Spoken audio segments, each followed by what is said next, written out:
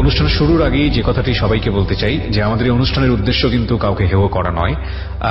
যদিও অনেক কন্টেন্ট এখানে এরকম চলে আসে যখন একজন ব্যক্তি নিজের জীবন সম্পর্কে বলেন, অনেক ব্যক্তিকেই অভিযুক্ত করেন, কিন্তু আমাদের জায়গা থেকে সেটাকে আমরা অভিযুক্ত করছি না, কারণ আমরা জানি সেই ব্যক্তিটি যদি এখানে উপস্থিত থাকেন তারও অনেক কিছু বলার থাকে।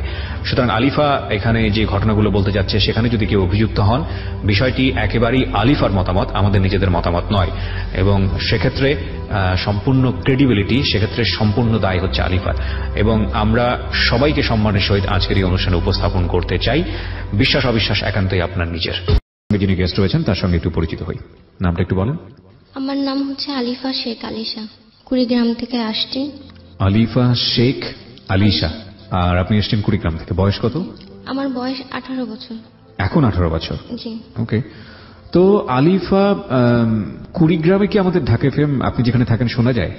না, আমি ঢাকা থাকতে শুনতাম আগে, যখন ঢাকায় ছিলাম। আচ্ছা, তো তখন আপনি জীবন গল্পটা শুনতেন? জি। তারপরে আপনার মনে হয়েছে যে এখানে এসে আপনার গল্পটা বলা উচিত। হ্যাঁ। আলিফা, একবারে ছোটবেলা থেকে একবারে মন খুলে বলেন, শুনি আমি গল্পটা। আমরা 4 বোন।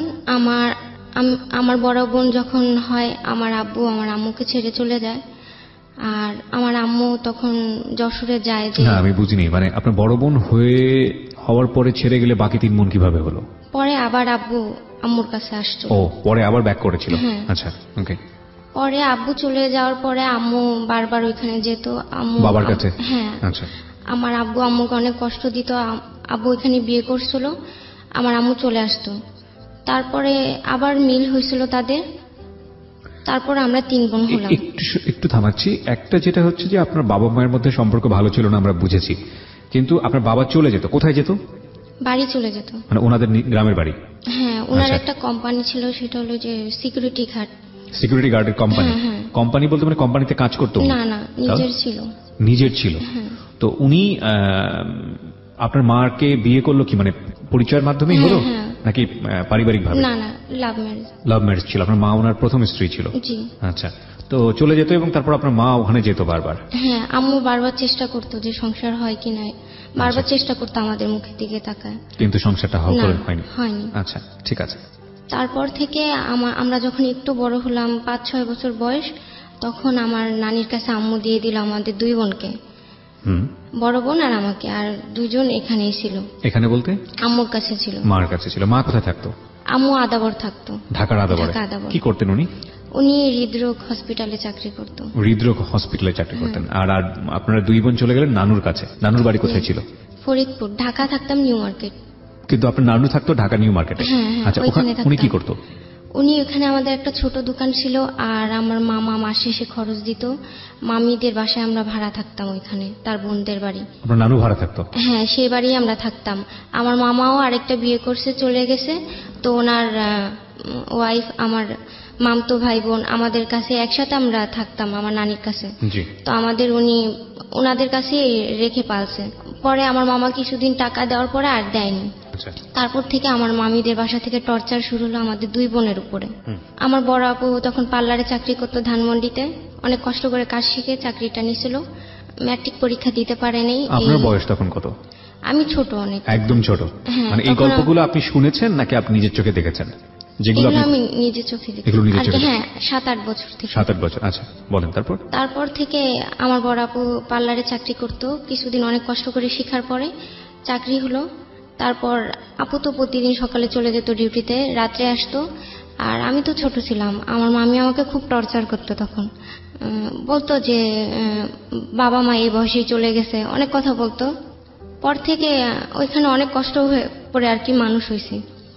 মানে এই আপনার বাবা মার সমস্যা যেগুলো ছিল এগুলো নিয়ে খোঁটা দিত? হ্যাঁ। আচ্ছা। তারপরে ওইখানে থাকতে থাকতে দেখা যায় আমি একটু বড় হয়েছি যখন। পড়াশোনা করতেন? হ্যাঁ, নীলক্ষেত হাই স্কুলে পড়াশোনা করতাম। আচ্ছা। তখন আমার বয়স 11 বছর।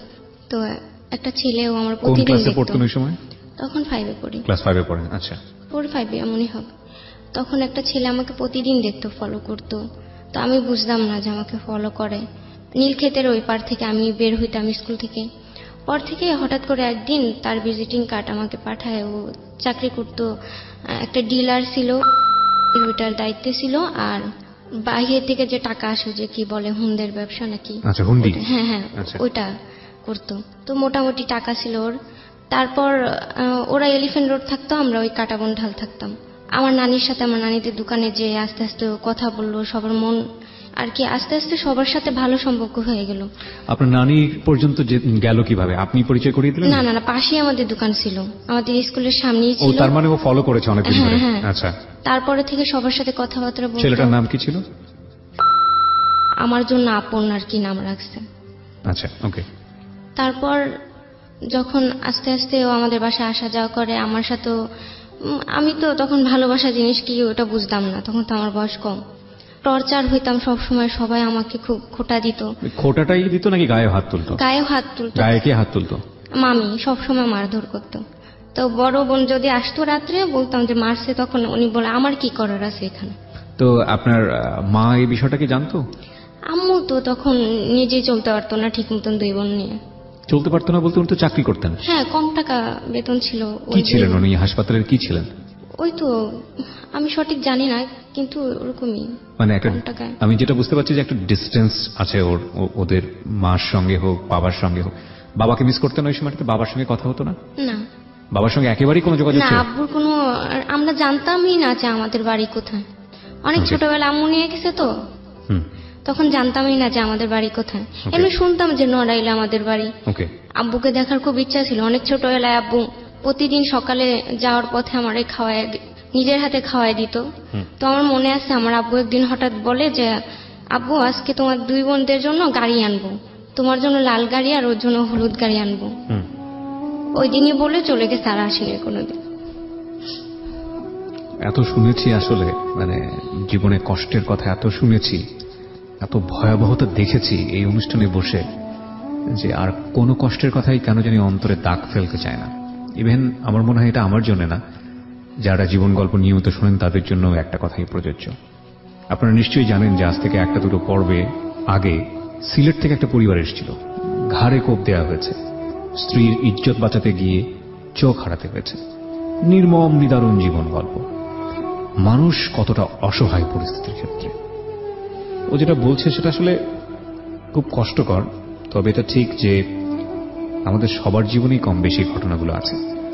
বাবা এবং মার, আমার মনে হয় সন্তানের ক্ষেত্রে হয় পরিবারের 2 জন সদস্যের ক্ষেত্রে যদি আমি ভুলের জায়গাটা বলি, তাহলে বাবারও থাকে মারও থাকে, হয়তো বাবার বেশি থাকে কিংবা মার কম থাকে। কিন্তু সন্তানের মুখের দিকে তাকিয়ে এতটুকু রেসপেক্ট পরস্পরের প্রতি থাকা উচিত যাতে করে সন্তান কখনো কষ্ট না পায়, এবং এত বেশি ইগোইস্টিক হওয়া কখনোই উচিত না যাতে করে এই সন্তানগুলোর ভবিষ্যৎ অনিশ্চিত হয়ে যায়। যাই হোক, গল্পটা শুনি। ওকে একটু পজ, মানে একটু স্পেস দিচ্ছিলাম, কারণ ও কাঁদছিল, যে কারণে আমার কথাগুলো বলা। একটু সামনের দিকে আগাই, বলেন। তারপর আব্বু চলে যাওয়ার পরে আব্বুকে আর কোনোদিন দেখিনি।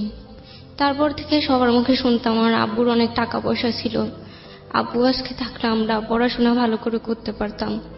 তারপরে সবসময় ভাবতাম যে আব্বুর যদি একবার কোথাও দেখতাম।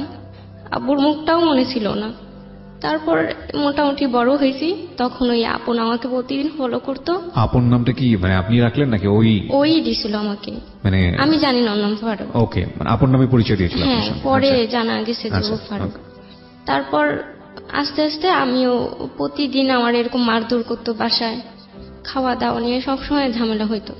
তারপর থেকে ও আমার সবসময় আশা দিত যে সুন্দর বাসা নিব, তোমাকে আবার পড়াশোনা সুন্দরভাবে করাবো। তখন আমি ডান্স শিখতাম আমার ছোটবেলা। তারপর যখন ডান্স শিখি তখন আমার স্বপ্ন ছিল আমি গান শিখবো। কিছুদিন গান শিখছি, শেখার পর হয় না, ফ্যামিলির দিক দিয়ে হয় না। মামি বলতো যে বাবা চলে গেছে, মা নাই, এমনি আশ্রয় নেই, আবার অনেক খোটা দিয়ে কথা বলতো। তারপরে ওই আপন এক সময় আমার আশা দেয় যে তোমার আমি বিয়ে করব, তুমি ভালো থাকবা। আমার 1 মাস সময় দিছে ভাবার। আমি 1 মাস প্রতিটা রাত্রে চিন্তা করছি আসলে আমি তো ভালো থাকবো, সুখ তো দেখি নাই কোনোদিন। পরে আমি না বলে একদিন পালায় চলে যাই স্কুল থেকে। ভালোবাসা জিনিসটা আমি তখন আসলে বুঝি না, শুধু ভালো থাকার জন্য। ভালো থাকা, হ্যাঁ সেটাই। পরে ও এই কেরানীগঞ্জে একটা বাসা নেয় একটু ভিতরের দিকে। ওর সম্পর্কে জানতেন আপনি? ওর ফ্যামিলি কারা কারা আছে? না, আমি কিছুই জানতেন না। ও আপনার সম্পর্কে জানতো? শুধু জানতাম যে ভালো ঘরের ছেলে, ভালো ছেলে, এতটুকুই জানতাম। আপনি যখন পালাচ্ছেন তখন আপনার বয়স 11, আর আপনের বয়স কত তখন? 11 পার হয়ে 12 থেকে 12। আর আপনের বয়স? ওর বয়স হবে 20 হবে। 20 বছর আনুমানিক। আচ্ছা, তো ও আপনার ফ্যামিলি সম্পর্কে জানতো? আপনি যেগুলো বললেন সেগুলো জানতো? মা বাবার সম্পর্ক? হ্যাঁ, আমি সব বলছিলাম ওরে, সবসময় ওর কাছেই বলতাম আমার কষ্টের কথা। ওর কিছু জানতেন না? না, আমি কিছু জানতাম না ওর। ওকে, তারপর চলে যাওয়ার পরে আমাদের রাজশাহী গেলাম, ওইখানে পালায়, ওইখানে বিয়ে হলো। ওর এক বন্ধু ছিল, এখানে যে আমাদের বিয়ে দিছে। তো আমার বয়স তখন কম ছিল, আমার টিকা দেওয়া হয়েছে 18 বছরের। ওই যে টিকার কার্ডটা দেয়, ওইটা দিয়ে আমার জন্ম নিবন্ধন করবে। টিকার কার্ডটা যেদিন টিকাটা দিছে, আমি টিকাটা দেওয়ার পরে রাস্তায় এসে ফিট হয়ে গেছি, সহ্য হয়নি শরীরে। তারপরে মানে টিকা দেওয়া হয়েছে বলতে 18 বছরে, তখন আমার 12 বছর বয়স। ওই 12 বছরে আপনাকে 18 বছরের টিকা দিয়েছে, যাতে করে আপনার বয়সটা বৈধতা পায়। হ্যাঁ। আচ্ছা, তারপরে ওই টিকা দেওয়ার পরে রাস্তায় এসে আমি ফিট হয়ে পড়লাম। তারপরে কয়েকদিন পরে আমাদের 2-1 দিন পরে বিয়ে হলো, সবকিছু ওই টিকার কার্ড দিয়ে রেজিস্ট্রেশন করলো, 12 কে 18 বানালো। হ্যাঁ, তারপরে বিয়ে হলো রাজশাহী, ওইখান থেকে আসলাম। তারপর কিছুদিন পরে ও অনেক টাকা পয়সা উড়াইতো। তারপরে কিছুদিন পরে টাকা পয়সা সব শেষ হয়ে গেল। হ্যাঁ, কিছুদিন সংসার করার পরে 4-5 মাস অনেক অভাব, ঘরে অনেক অভাব। তারপরে আমার আম্মু আসলো, যে আমার মেয়েটা ছোট, তখন আমার কেউ পরিচয় দেয় না। তারপরে আম্মু ভাবলো, পাশাপাশি বেশি দূর ছিল না, বসিলে আর আদাবার বেশি দূর না। পরে আম্মু ভাবলো থাক, যা করছে আমার মেয়েটা মেনে নেই। পরে আম্মু আসা যাওয়া করে। তখন তো আপনার বড় বোনের বিয়ে হয়নি? না। আচ্ছা। তারপর আম্মু আসলো, আম্মু আমাদের সাথে 5-6 মাস ছিল। ভাবতো যে আমি ছোট মেয়েও আমার রেখে চলে যায়। আম্মু প্রতিদিন সকালে চলে যেত, বিকেলে ডিউটি শেষ করে ওইখান থেকে বাসায় যেত। পর থেকে হঠাৎ করে একদিন একটা বিচার আসে আমাদের বাসায়। আপনার ভাই আমার মেয়েদের পিছে ঘুরে, আমাকে বলে এসে আপনের কথা।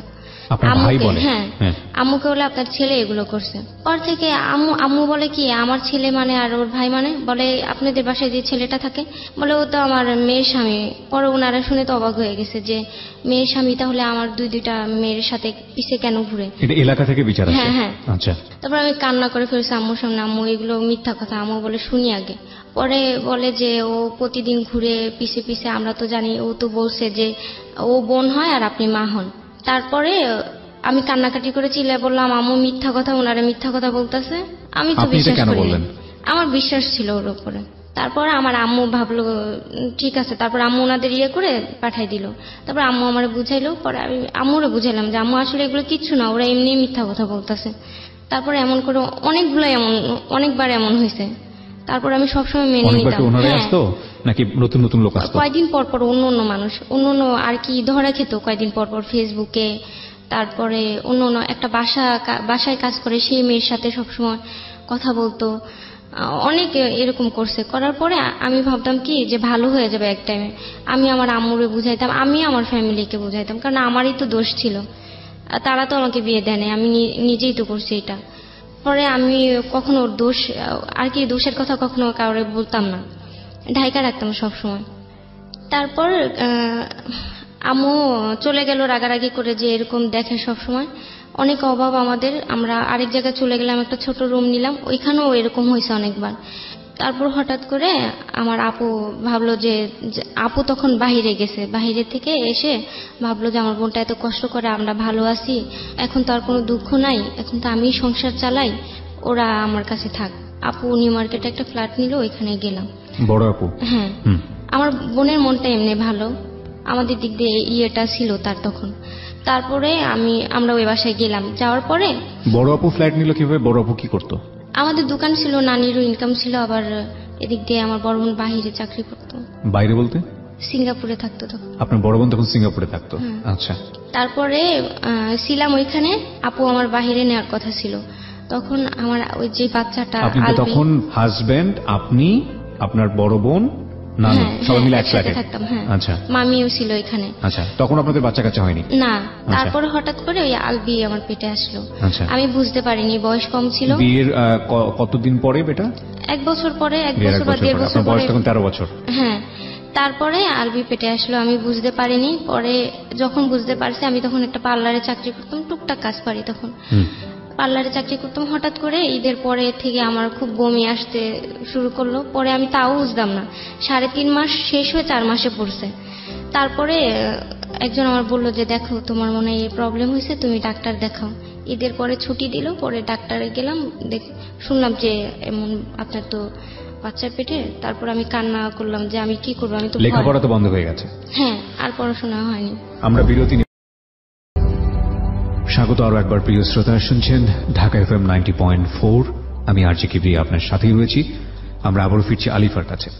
আলিফা যেখানটায় ছিলাম, আপনি কনসিভ করেছেন সেই সময়। হ্যাঁ, তারপরে জানার পরে কান্নাকাটি করলাম। তারপরে কাকে বলবো বুঝতে পারতেছি না যে কারে বলবো, ভয় করে।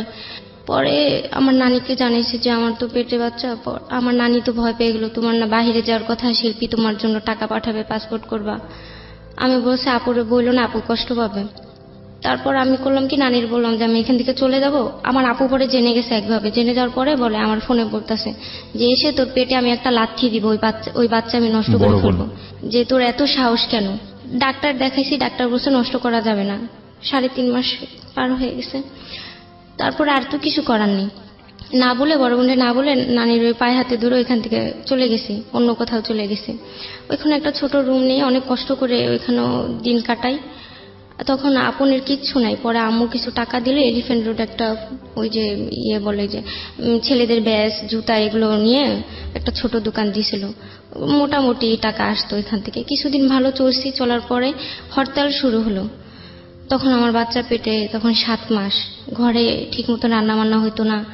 আমি সেই আদাবর থেকে 1 কেজি চাউলের জন্য আমি নিউ মার্কেট হাইটে আসছি। যখন আরবি পেটে 7 মাসে সারাটা রাস্তা আমি হাইটা আসছি। আমার নানির কাছে কান্না করে দিছি আসার পর যে আমি 3-4 দিন ধরে খাই না কিছু। নানি শুনে চাউল কিনে দিল, অনেক কিছু কিনে দিল। পরে আমি বাসায় গেলাম, কিছুদিন চলছে এটা দিয়ে।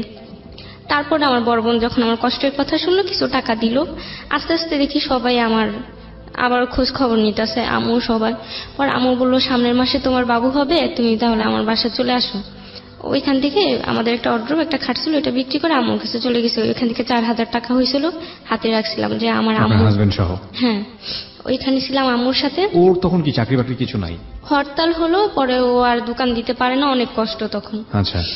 তারপরে আম্মুই আমাদের কিছুদিন চালাইলো ওইখানে 2-3 মাস। তারপর বাচ্চা হওয়ার পরেও ও আবারও এরকম করলো, এরকম ঘুরায় ফিরা।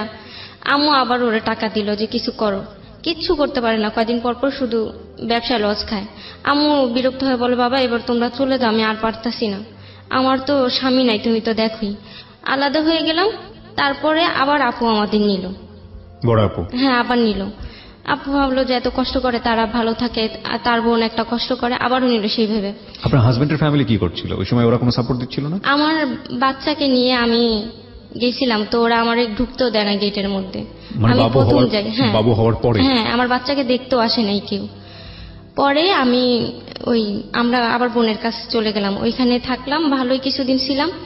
আবার ওর কোম্পানিতে একটা চাকরি হলো চকলেটের ইয়েতে। ওর বাবা 50,000 টাকা দিল তখন মায়া করে, যে ছেলেটা কষ্ট করতেছে। হ্যাঁ হ্যাঁ। তারপরে ডিলার দিল আবার ওইখানে। ডিলার দেওয়ার পরে চকলেটের আমি আবার করতাম কি যেন ওর একটু, তখন তো আমার বাচ্চা ছিল, আমি কোনো চাকরি করতে পারি না, ইচ্ছা ছিল যে কোনো চাকরি করি। তখন ওই তেঁতুল এনে দিত অনেক কিছু, ওই মশলা দিয়ে ওই ছোট ছোট চকলেটের মতন যে বানায়, সেগুলো আমি বাসায় বসে বানাইতাম, সারাদিন বানাইতাম এগুলো, যে কিছু টাকা আসবে, আমরা ভালোভাবে চলবো। সারাদিন বাচ্চা রেখে ওগুলো বানাইতাম, ওরে দিতাম। ও বানায় সেই টাকাগুলো আমরা কখনো দিত না। ও এরকম টাকা উড়াইতো। একটা বাসায় কাজ করে সেই মেয়ের নাম্বার নিয়ে সবসময় মেয়ের পিছে টাকা ভাঙতো। একদিন আমি ছাদে গেলাম, হঠাৎ করে দেখি যে কথা বলতেছে মেয়ের সাথে। এরকম পরপর 2-3 দিন ধরা পড়ছে। তারপরে শেষ হলো কিছুদিন, তারপর আমরা আদাবর আসলাম। একটু থামাচ্ছি আপনাকে। এই যে ধরা পড়লো, ধরা পড়ার পরে কি শেষ হয়ে যেত নাকি এগুলো নিয়ে পারিবারিক কলহ তৈরি হতো, গন্ডগোল হতো, ঝগড়া হতো? আমি কারোই শুনতে দিতাম না, জানতে দিতাম না কখনো। আমার অনেক মারধর করতো, আর খুব অনেক ভাবে জানতে দিতেন না বলতে কি, মানে ঘরের মধ্যে এমন ভাবে চিল্লাচিল্লি না, অনেক মারতো, ধরে আমি রাত্রে মারতো, কাউকে জানতে দিতাম না। কেন জানতে দিতেন না? কারণ ওনারা তো এটা তো জানে যে আমি নিজ ইচ্ছা এটা বিয়ে করছি ওনারা, তার জন্য কখনো বলতে পারতাম না। না হলে আমার বড় আপু একদিন শুনছে, শোনার বলে নিজের পায়ে তো নিজেই কুড়াল মারছে, সেখানে তো আমাদের কিছু করার নেই। তারপরে চিন্তা করছে আর কি বলবো ওনাদের। ওইখানে নিউ মার্কেটে ভাড়া বেশি ছিল, ওইখান থেকে আপু চলে আসলো আদাবর এলাকায়, যে ওইখানে কম টাকায় থাকা যাবে, একটু সেভ হবে টাকাটা। ওই এলাকাটা আবার খুব বাজে ছিল, অনেক ঘনবসতি এলাকা, ওইখানে নানান জেলার মানুষ থাকে। তারপরে আমরা ওইখানে বাসা নিলাম। ও একটা ছোট কম্পিউটার নিয়ে ওইখানে গান লোড এরকম একটা দোকান দিছে। আচ্ছা। দেওয়ার পর ওইখানে কয়টা মেয়ে আসতো, মেয়েদের সাথে এমন করতো, আইসক্রিম খাওয়াইতো। তারপরে আমি পপুলার লাইফ ইন্স্যুরেন্সে চাকরি নিলাম। আমার বাচ্চাটারে রেখে রেখে আমি অনেক দূরে দূরে যাওয়া লাগতো, আমার খুব কষ্ট করছি। আমি পপুলারে চাকরি করার পরে কিছুদিন ওইখান থেকে ভালো কিছু টাকা আসতো, আবার বাসায় টুকটাক পার্লারে কাজ করতাম, তেমন একটা ভালো পারি না, তারপরেও চুল স্ট্রেট রিবনিং এটা ভালো হয় আমার হাতে, এগুলো করতাম বাসায়, টুকটাক টাকা ওরে দিতাম, ঘরে বাজার করতাম, যেন সবাই ভাবে যে আমি মিথ্যা কথা বলতাম যে এটা আমার স্বামী দিছে টাকাটা। আচ্ছা আচ্ছা, মানে স্বামী সম্মানের জন্য। হ্যাঁ হ্যাঁ। তারপরে থেকে না ও কিছুদিন পর থেকে না নেশা শুরু করলো। নেশা টের পেলেন কিভাবে আপনি? সবসময় চোখ লাল থাকতো, আমি তো বুঝতাম না, সবাই বলতো ওই দোকান বন্ধ করে 2-3টা ছেলে নিয়ে করতো। দোকান বন্ধ করে দোকানের ভিতরে গাঁজা, তারপরে আমার আরেকজন মামা আছে তাকে নিয়ে ওই বাবা খেত এগুলো। তারপর আমি শুনতাম সব সময়। তারপর একদিন ধরা পড়লো। আর এমনি তো চলতে পারি না, ও টাকাগুলো এইভাবে নষ্ট করতো। তারপর থেকে এরকম করে মেয়েদের পিছে ঘুরতো, আমি সব সময় সবার কাছে দোষ ঢাকতাম। হঠাৎ করে একদিন আমার একটা মেয়ে আসছে আমার কাছে, যে আপু আমি চুল স্টার্ট করবো, আপনার বোনকে যেভাবে করে দিছেন ওইভাবে করব, পার্লার ওইভাবে গিয়েছিলাম, হয় না, আপনি করে দেন। পরে আমার বলছে যে আপু আপনাকে 3000 টাকা দিব, আমি অনেক কষ্ট করে টাকাটা ম্যানেজ করছি। পরে আমি করে দিছি ওরে। করে দেওয়ার পরে ও প্রতিদিন আসতো আমাদের বাসায়।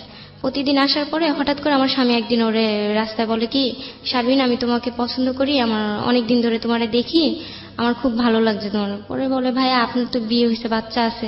বলে তা থাকলে কি হয়েছে, ওরা তো বাসায় উঠায়নি, তোমার তো আমি বাড়ি নিয়ে উঠাবো, আমার ফ্যামিলি খুবই ভালো, আমি এইভাবে থাকলে কি হয়, ওরে আমার ভালো লাগে না, ও ভালো মেয়ে না।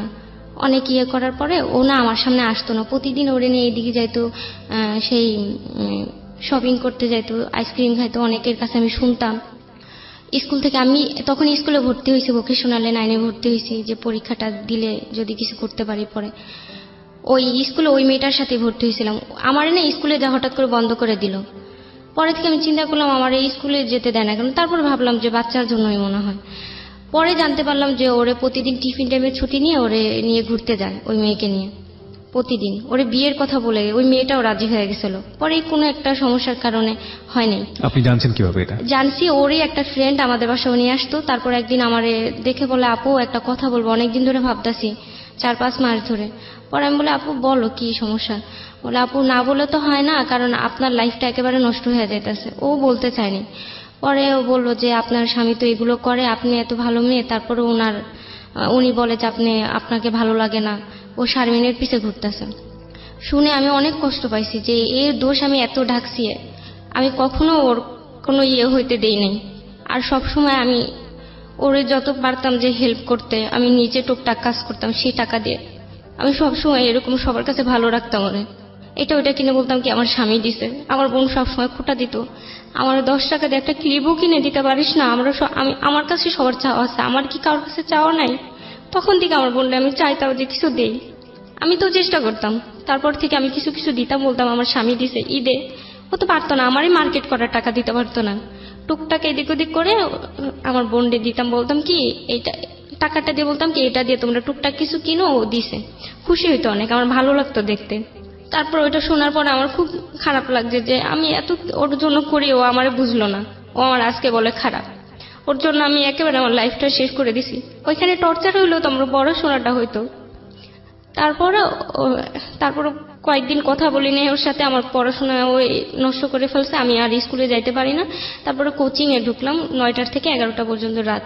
বাচ্চারা রেখে যাইতাম, মাথায় ঢুকতো না, প্রতিদিন ধরে ধরে মারতো, অনেক মারতো, যা পারতো পিড়ি, তারপরে হাতের সামনে যা পাইতো তাই দিয়ে শরীরে আঘাত করতে, জায়গায় জায়গায় রক্তর মতন চাকা চাকা করে ফেলতো শরীরে, অনেক মারতো। সবাই দেখতো, কেউ কিছু বলতে পারতো না, কেউ কিছু বললে ধমক দিত বা খারাপ ব্যবহার করতো। সবাই ভাবতো যে এরা না ধরাই ভালো, এর স্বামী নোংরা নোংরা কথা বলে। তারপরে থেকে আমি আবার চাকরি নিলাম, পার্লারে চাকরি নিলাম। চাকরি নেওয়ার পরে এখানে ম্যানেজমেন্টে চাকরি পাইলাম।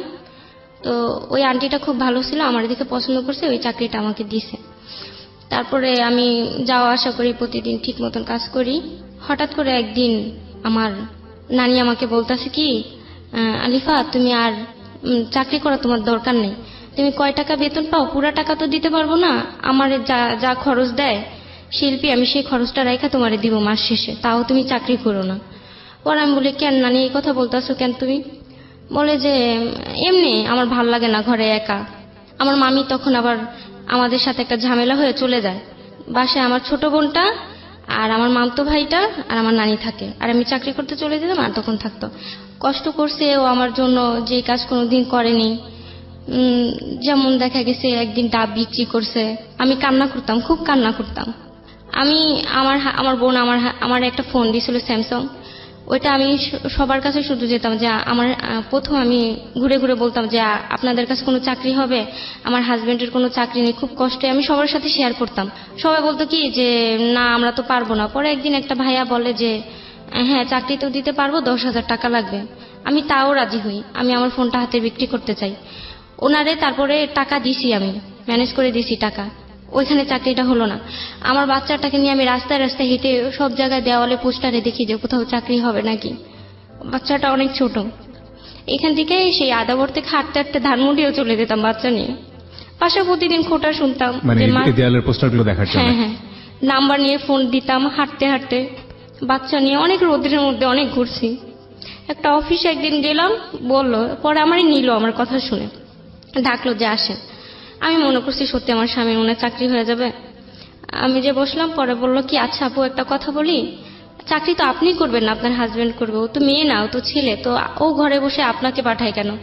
পরে আমি বললাম ভাইয়া আসলে কেউ অসুস্থ তো, আর কিছুদিনের মধ্যে ভালো হয়ে যাবে, মিথ্যা কথা বলতাম। তারপরে লোকটা না বুঝতে পারছে কিছু, তারপরে চাকরিটা হলো না। আরো অনেক জায়গায় ট্রাই করছে, অনেক জায়গায় যেখানে নাম্বার পাইতাম যে এখানে চাকরি হবে সেখানে চলে যেতাম। তারপরে ও কষ্ট করছে, ডাব বিক্রি করেছে আপনি যেটা বলছেন রাস্তায় রাস্তায়। একদিন হাতে ব্যথা পেয়েছে, আমি খুব কান্না করছি যে এতই কষ্ট ছোটবেলা থেকে দেখতেছি। অনেক কান্না করছি সেদিন। ওর জন্য আমার খুব মায়া ছিল। আমি চেষ্টা করতাম আমার ফ্যামিলির কাছে ভালো রাখার ওরে। আচ্ছা, সুখ দুঃখ মিলিয়ে জীবন সামনের দিকে এগোতে হবে বলেই আগাচ্ছি। আপনি যেখানটায় ছিলেন যে নানুর সাথে একসাথে আছেন বা কিছু একটা এরকম একটা জায়গাতে, তারপরে আমার নানি যে বললো যে তুমি চাকরি ছেড়ে দাও। তারপরে আমি ভাবলাম আচ্ছা ঠিক আছে 2 দিন থাকি বাসায়, তারপর আবার ডিউটি করব। নানির মনে শরীর ভালো লাগতেছে না। পরে একদিন হঠাৎ করে আমি দেখি কি আপন আমার পাশে নাই, অনেক টাইম ধরে। পরে আমি বলি কোথায় গেছে, আমাদের রুমে আবার টয়লেট ছিল না, আমার বোনের পাশের রুমে ছিল। পরে গেলাম টয়লেটে, যে দেখি নাই। আমার ছোট বোনটা একা রুমে ঘুমাইতেছে, 8 বছর বয়স, ক্লাস 2-তে পড়ে। তারপরে ও শুয়েছিল, আমি যে দেখি,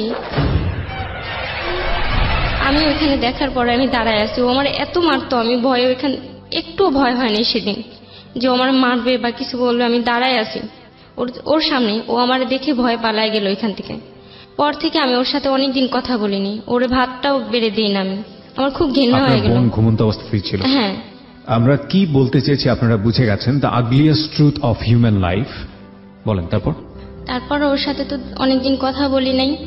তারপর আমার নানির একদিন বলতেছি কি নানি আমি তোমার একটা কথা বলবো, অনেকদিন ধরে ভাবতাছি আমি আর চাকরি করব না। পরে আমি বললাম নানি বাসে কি কোনো সমস্যা হয়েছিল? পরে নানি কান্না করে বলে কি তোমার আমি তো বলতে চাই না, তোমার সংসারটা নষ্ট হবে, একটা ব্যবস্থা করো কোথাও রাখার জন্য। তোমার মা তো বাহিরে, এখন ওরে তো দেখার মতন কেউ নেই, আমি বয়স্ক মানুষ। পরে বললো যে আমি একদিন নিচে গেছিলাম তোমার বাচ্চাকে নিয়ে, ওইখানে বসেছিলাম, মহিলাদের সাথে বসে বসে কথা বলতেছিলাম, ওরে পাঠাইছি যে আলবি পোশাক করে দিছে, একটা প্যান্ট নিয়ে আসো। ও দৌড়া যায় প্যান্ট আনতে যায়, তখন আপন বসেছিল রুমে, মোবাইলে কি দেখতেছিল। পরে ও যার পরে বলে ভাইয়া আমার আলবির একটা প্যান্ট দেন টয়লেট থেকে, বলে আয় সামনে আয়। পরে ওরে সামনে নিয়ে ওরে খারাপ খারাপ কথা বলছে, ওরে জোর করে ধরে রাখছে, ও এখানে কান্নাকাটি করতেছে। নানি তো নিচে শুনতেছে না, অনেক জোর করে অনেক করে দৌড়ে পালে আসছে। আয়সা নানির কান্না করে সব বলে দিছে। নানির ও যখন হাঁপাইতেছে নানি বুঝে গেছে যে বাসায় কিছু একটা হয়েছে। পরে ওরে সাইডে নিয়ে জিজ্ঞেস করছে, পরে ও বলছে। নানিও ভয় আর বাসায় যায় না। পরে আমার কান্না করে বলতেছে যে আমি ওরে এত ভালো জানছি, তোমাদের একটা ভাই নাই। আমি একটা মাছ রান্না করলে ওরে মাথাটা দেওয়ার চেষ্টা করছি, একটা মুরগি রান্না করলে রানটা দিয়ে, আমি সবার থেকে ওরে ভালো জানছি, ওরে এত আদর করি। আর ও আজকে এই কাজটা করলো, তোমার মা নাই বাবা নাই, ও গার্জিয়ান, এখন ঘরের বর্তমান ছেলে মানুষ, আমার ঘরে তো আর কোনো ছেলে নাই বড়। পরে নানি বলে কান্না করে দিয়েছে। পরে আমি তো আর চাকরি করলাম না। নানি বলল যে তোমার এই ছেলের সাথে সংসার হবে না, এই ছেলে তোমার আরো কষ্ট দিবে জীবনে। পরে 1 সপ্তাহ পরে নানি মারা গেল। আমার নানি মারা গেল। যেদিন মারা গেছে আমার নানি আমার কোলে মাথা রেখে মারা গেছে, সুস্থ ছিল। আমার খুব ভালো জানতো। আপনার বোন তখন সিঙ্গাপুরে? না, তখন বাংলাদেশে। দেশে কি করছে তখন? তখন একটা দোকান আমরা খুঁজি, তখন ওই দিনই আমার নানি মারা যায়, আমরা ঘরে পাড়া দিছি। আর তখনই আচ্ছা আচ্ছা, নানির আমি কোলে মাথায় এখানে মাথাটা রাখলাম। অসুস্থ ছিল নাকি হঠাৎ করে? হঠাৎ করে। ওই ঘটনার কিছুদিন পরেই নানি মারা যায়। ভিতরে ভিতরে খুব কষ্ট ছিল ওনার। আমার কথা চিন্তা করতে যে আমার জীবনটা শেষ, বোনটাও জীবনটা শেষ, বিয়ে হয়নি, মামতো ভাই বোন দুইটা। বড় বোনের বয়স কত হবে? 22 বছর। 22 বছর। 22 বছর নিয়ে এত টেন্স হওয়ার কারণ নেই, বিয়ে উপযুক্ত বয়স। তার মানে এই না যে জীবন শেষ হয়ে গেছে। আমরা নানির যে মারা গেলেন, তারপর কি হলো? তারপর নানি মারা গেল, তারপরে আমরা যে মামতো ভাই বোন ছিলাম। তার আগে আমার একটা প্রশ্ন আপনার কাছে আছে, যেটা আপনি নিজের চোখে দেখলেন এবং যে ঘটনা আপনার নানি আপনাকে বলল আপনার হাজবেন্ড সম্পর্কে, এটা নিয়ে কি আপনাদের মধ্যে কথোপকথন বা আপনি তাকে চার্জ করা বা কেন সেটা করছে এরকম কোনো কথোপকথন কি হয়েছিল? বললেই মারধর করতো। আপনি বলেছিলেন কিনা সেটা জানতে? হ্যাঁ। কিভাবে বললেন? আমি বলছিলাম যে আপনি কি মানুষ না অমানুষ? যে এই প্রশ্নের উত্তর। আর যারা এই অনুষ্ঠানটি ইউটিউবে দেখতে চান বা শুনতে চান, আলিফাকে দেখতে চান, চলে আসতে পারেন আমাদের ইউটিউব চ্যানেলটিতে। আমাদের ইউটিউবের ঠিকানা www.youtube.com/dfm904। আমি আবারও বলছি, youtube.com/dfm904। প্লিজ সাবস্ক্রাইব করতে ভুলবেন না চ্যানেলটি। আলিফা, আমরা যেখান থেকে ছিলাম, আপনি তাকে জিজ্ঞেস করেছিলেন তুমি কি মানুষ, এরকম একটা প্রশ্ন। সে কি করেছিল এরপরে আপনার বোনের ঘটনাকে কেন্দ্র করে? ও বলে ও ধরেই তখনই মারা শুরু করছে, কোনো কথা নাই ওর মুখে। ও কখনো এইসব ঘটনা যে একের পর এক ওর নামে রিপোর্ট আসতো, এগুলোর জন্য কখনো আপনাকে সরি বলতো না? না, কখনো না। কোনোদিন বলেনি? কোনোদিন না। মানে নিজে থেকে কখনো অনুতপ্ত হতো না? কখনো না। ও জানতো আমি এটা কোনো দোষের কাজই করিনি। ও বলতো, ও মনে করতো এটা কোনো দোষের কাজ না, এটা কোনো দোষের কাজই না। তাহলে এটা ভয়াবহ অন্যায়। যদি একটা মানুষ এই কাজটা করার পরে বুঝতে পারে যে সে যে কাজটি করছে সেটা ভয়াবহতম বাজে কাজ এবং অনুতপ্ত হচ্ছে, কিন্তু সেখান থেকে সে ফিরতে পারছে না, সেটার জন্য তাকে কিওর করাটা জরুরি, সেটার জন্য ডাক্তারের কাছে যাওয়াটা জরুরি। কিন্তু যদি একটা মানুষ একের পর এক ভুল করে যাচ্ছে এবং বুঝতে পারছে না যে আসলে এটা ভুল কিনা, এবং সেটার জন্য সে জাহির করতে চাইছে কোনো না কোনো ভাবেই হোক না কেন যে এটা ভুল না, তাহলে এটা কিন্তু ঠিক হলো না আমার মনে হয়। হ্যাঁ, বলেন। তারপরে তো এরকম কয়দিন পর পর আমার শুধু, আমি ওই বোনের সাথে যদি একসাথে খাবার খেত তখন আমার খুব খারাপ লাগতো। ওর সামনে ও গেলেই আমার খারাপ লাগতো, ভিতরে কেমন যেন একটা অশান্তি সবসময়। আপনার বোনও তো ইজি হতে পারতো না এরপরে ওর সাথে? না, ওর মুখের দিকে আমি তাকাইতে পারতাম না, আমার খুব খারাপ লাগতো তখন যে আমার মা আমার কাছে রেখে গেছে। আম্মু যদি আসার পরে এগুলো শুনে, আমার নানি মারা যাওয়ার কিছুদিন আগে এই ঘটনাটা হয়েছে, অনেক কষ্ট পাইছে নানি। তারপরে যে মেয়েটা ওই যে আমার ঘটনা বলছিল যে আপনার হাজবেন্ড তো এরকম, ওরও কয়দিন পরে অফার দিছে যে আমি তোমার বিয়ে করবো, আরো নোংরা SMS করতে ওর ফোনে। আপনি এগুলো নিয়ে রাগারাগি করতেন না, চিল্লাচিল্লি করতেন না? রাগারাগি যখন কেউ থাকতো না, সবসময় তো পারতাম না, চেষ্টা করতাম যেন ওরা বুঝের মাধ্যমে যদি কিছু হয়। আপনার সঙ্গে ওর যে বৈবাহিক যে সম্পর্কটা, সেটা কি ঠিক ছিল নাকি সেটা অস্বাভাবিক ছিল? ওইটাও এরকম সবসময় মারধর করতো, অশান্তি, আমার উপর কোনো ইয়েই ছিল না, আগ্রহী ছিল না। সবারই শুধু বুঝাইতো যে ভালো। আপনার প্রতি কোনো কমপ্লেইন ছিল তার? থাকে না যে আপনার আচরণ বা আপনার প্রতি পরের থেকে হয়েছে, মানে যখন থেকে এমন ভালো কি লাগে হলো? খুব স্বাভাবিকভাবেই তো তারও নিশ্চয়ই কিছু দাবি দেওয়া ছিল, থাকা উচিত একটা স্ত্রীর প্রতি। সেগুলো নিয়ে সে কি কোনো কমপ্লেইন করতো যে লাইক আপনার আচরণ ভালো লাগছে না, আপনার সাজগোজ ভালো লাগছে না? সেটা কিছুদিন পর থেকে করা শুরু করেছিল। তো আপনি সেই জিনিসগুলো, আমি শুধু বাধা হয়ে দাঁড়াইতাম, ও যে কোনো কিছু করে ধরা পড়ে আমার। সেটা তো অন্য জিনিস, কিন্তু এই আপনার কি কখনো মনে হয়েছে কিনা যে আপনার কোনো দুর্বলতার কারণে ও অন্য মেয়েদের প্রতি এরকম আকর্ষণ বোধ করছে? এটা আমার কখনো মনে হয় না। আমি ওর কোনো কমপ্লেইন ছিল আপনার প্রতি? না, এটা ছিল না তখন। ওকে, বলেন। তারপরে তার কিছুদিন আগে থেকে আমারও ছোটবেলার স্বপ্ন ছিল যে আমি গান করব। আমি ওই যে গানের স্কুলে ভর্তি হই। গানের স্কুল বলতে কোথায়? বাফাতে ভর্তি হই। বাফাতে ভর্তি হয়েছেন? হ্যাঁ, অনেক কষ্ট করে ভর্তি হয়েছিলাম ওইখানে একটা আপুর মাধ্যমে। তারপরে দেখতো যে ভালো গান করি, ওইখান থেকে তারপর আমার ভর্তি করাইছিল। ওই স্যার আমার গান শুনে, ওইখানে তো ভালো ফ্যামিলির ছেলে মেয়েরাই সবাই যায়, এত নোংরা কথা বলতো যে শিল্পী হবি, শিল্পী হয়ে পরে আমার এই লাঠি দিবি, নোংরা কথা বলতো। গান করেন নিশ্চয়ই? হ্যাঁ। আচ্ছা, ঠিক আছে, আমরা অনুষ্ঠান শেষে আপনার একটা গান শুনবো যদি সময় পাই। তারপরে ওইখানে প্রতিদিন আমি যে বাসায় আমরা ছিলাম এরকম মারধর করতো। তারপরে আমার মুখে সারাদিন গান থাকতো, ও না থাকলে না গান গাইতাম, ও ঘরে ঢুকলে না আমার খুব খারাপ লাগতো, আমার মনে হয় কি গলা চেপে ধরছে। আমার সবকিছু তো দোষ, আমি মনে হয় কি তরকারিটা নাড়া দিতে গেলে আমার ভয় করে, তারপরে আমি ওই যে বাসায় থাকতাম ওই বাসায় আমরা 4 তলায় থাকতাম, 5 তলায় তখন সেজান ভাইয়া থাকে। তখন চিনতাম না ওনাকে। 5 তলায় আপনি ওনার নাম জানলেন কিভাবে? আমি না, তখন আমাদের কোনো কথা হয়নি। আচ্ছা, তো আমি ওই রান্নাঘর থেকে, আপনারা 4 তলায় থাকতেন, 5 তলায় এক ভদ্রলোক থাকতো, পরবর্তীতে নাম জেনেছেন তার নাম হচ্ছে সেজান। হ্যাঁ, ওটা পরে জানছি, তখন চিনি না। তখন আমি পরিচয়টা কিভাবে হয় সেটা একটু জানি। হ্যাঁ, ওটা পরে আর কি। আচ্ছা, ওকে। তারপরে আমি রান্না করতাম, গান করতাম, সবসময় না আমার গান ওনারা শুনতো এখান থেকে, জানতো না যে কে গায় গান। আচ্ছা। আর আমিও জানতাম না কেউ আমার গান শুনে, বোঝা যেত না যে কেউ আমার গান কোথা থেকে শুনবে। আমিও খুব মন খুলে গান করতাম। গানের কথা যেহেতু বারবার হচ্ছে, প্রিয় শ্রোতা, একটা কথা আপনাদেরকে বলি, আমার একটা নতুন অনুষ্ঠান শুরু হয়েছে রেডিও আম্বার 102.4 FM-এ। এটা ঢাকা FM এর সিস্টার কনসার্ন। ঢাকা FM এবং রেডিও আম্বার একই গ্রুপের। 102.4 শনিবার, প্রতি শনিবার রাত 10টায় এই অনুষ্ঠানটি প্রচার করা হয় এবং সেখানে অফ ট্র্যাক সিঙ্গার যারা আছেন, যারা সেই অর্থে পপুলার না, জায়গা পান না, ফ্লোর পান না গাওয়ার বড় স্টেজে, তাদেরকে নিয়ে আমরা কাজ করছি। যদি আজকে যে বলছে আমাদের আলিফার গান যদি প্রচারযোগ্য হয়, আলিফাকে আপনারা খুব শীঘ্রই শুনতে পাবেন মাইক্রোফোন টেস্টিং 1024-এ। হ্যাঁ, বলেন। তারপরে একদিন হঠাৎ করে শুনলাম যে আমার গানই কেউ গায়। আমি মনে করলাম যে পাশে যে একটা বিল্ডিং এর কাজ হইতাছে, মনে করছি ওইখানে কোনো মিস্ত্রি। পরে না আমি আর গানটা গাই না কখনো, আস্তে আস্তে গুনগুন করে গাইতাম। মানে আপনার গান শুনে তার মনের মধ্যে বসে গেছে, সে গাচ্ছে, সেটা উপর থেকেই গাইতো। আমি তো জানতাম না যে উপর থেকে, আমি মনে করতাম যে আশেপাশে কোনো মিস্ত্রি কাজ হইতাছে।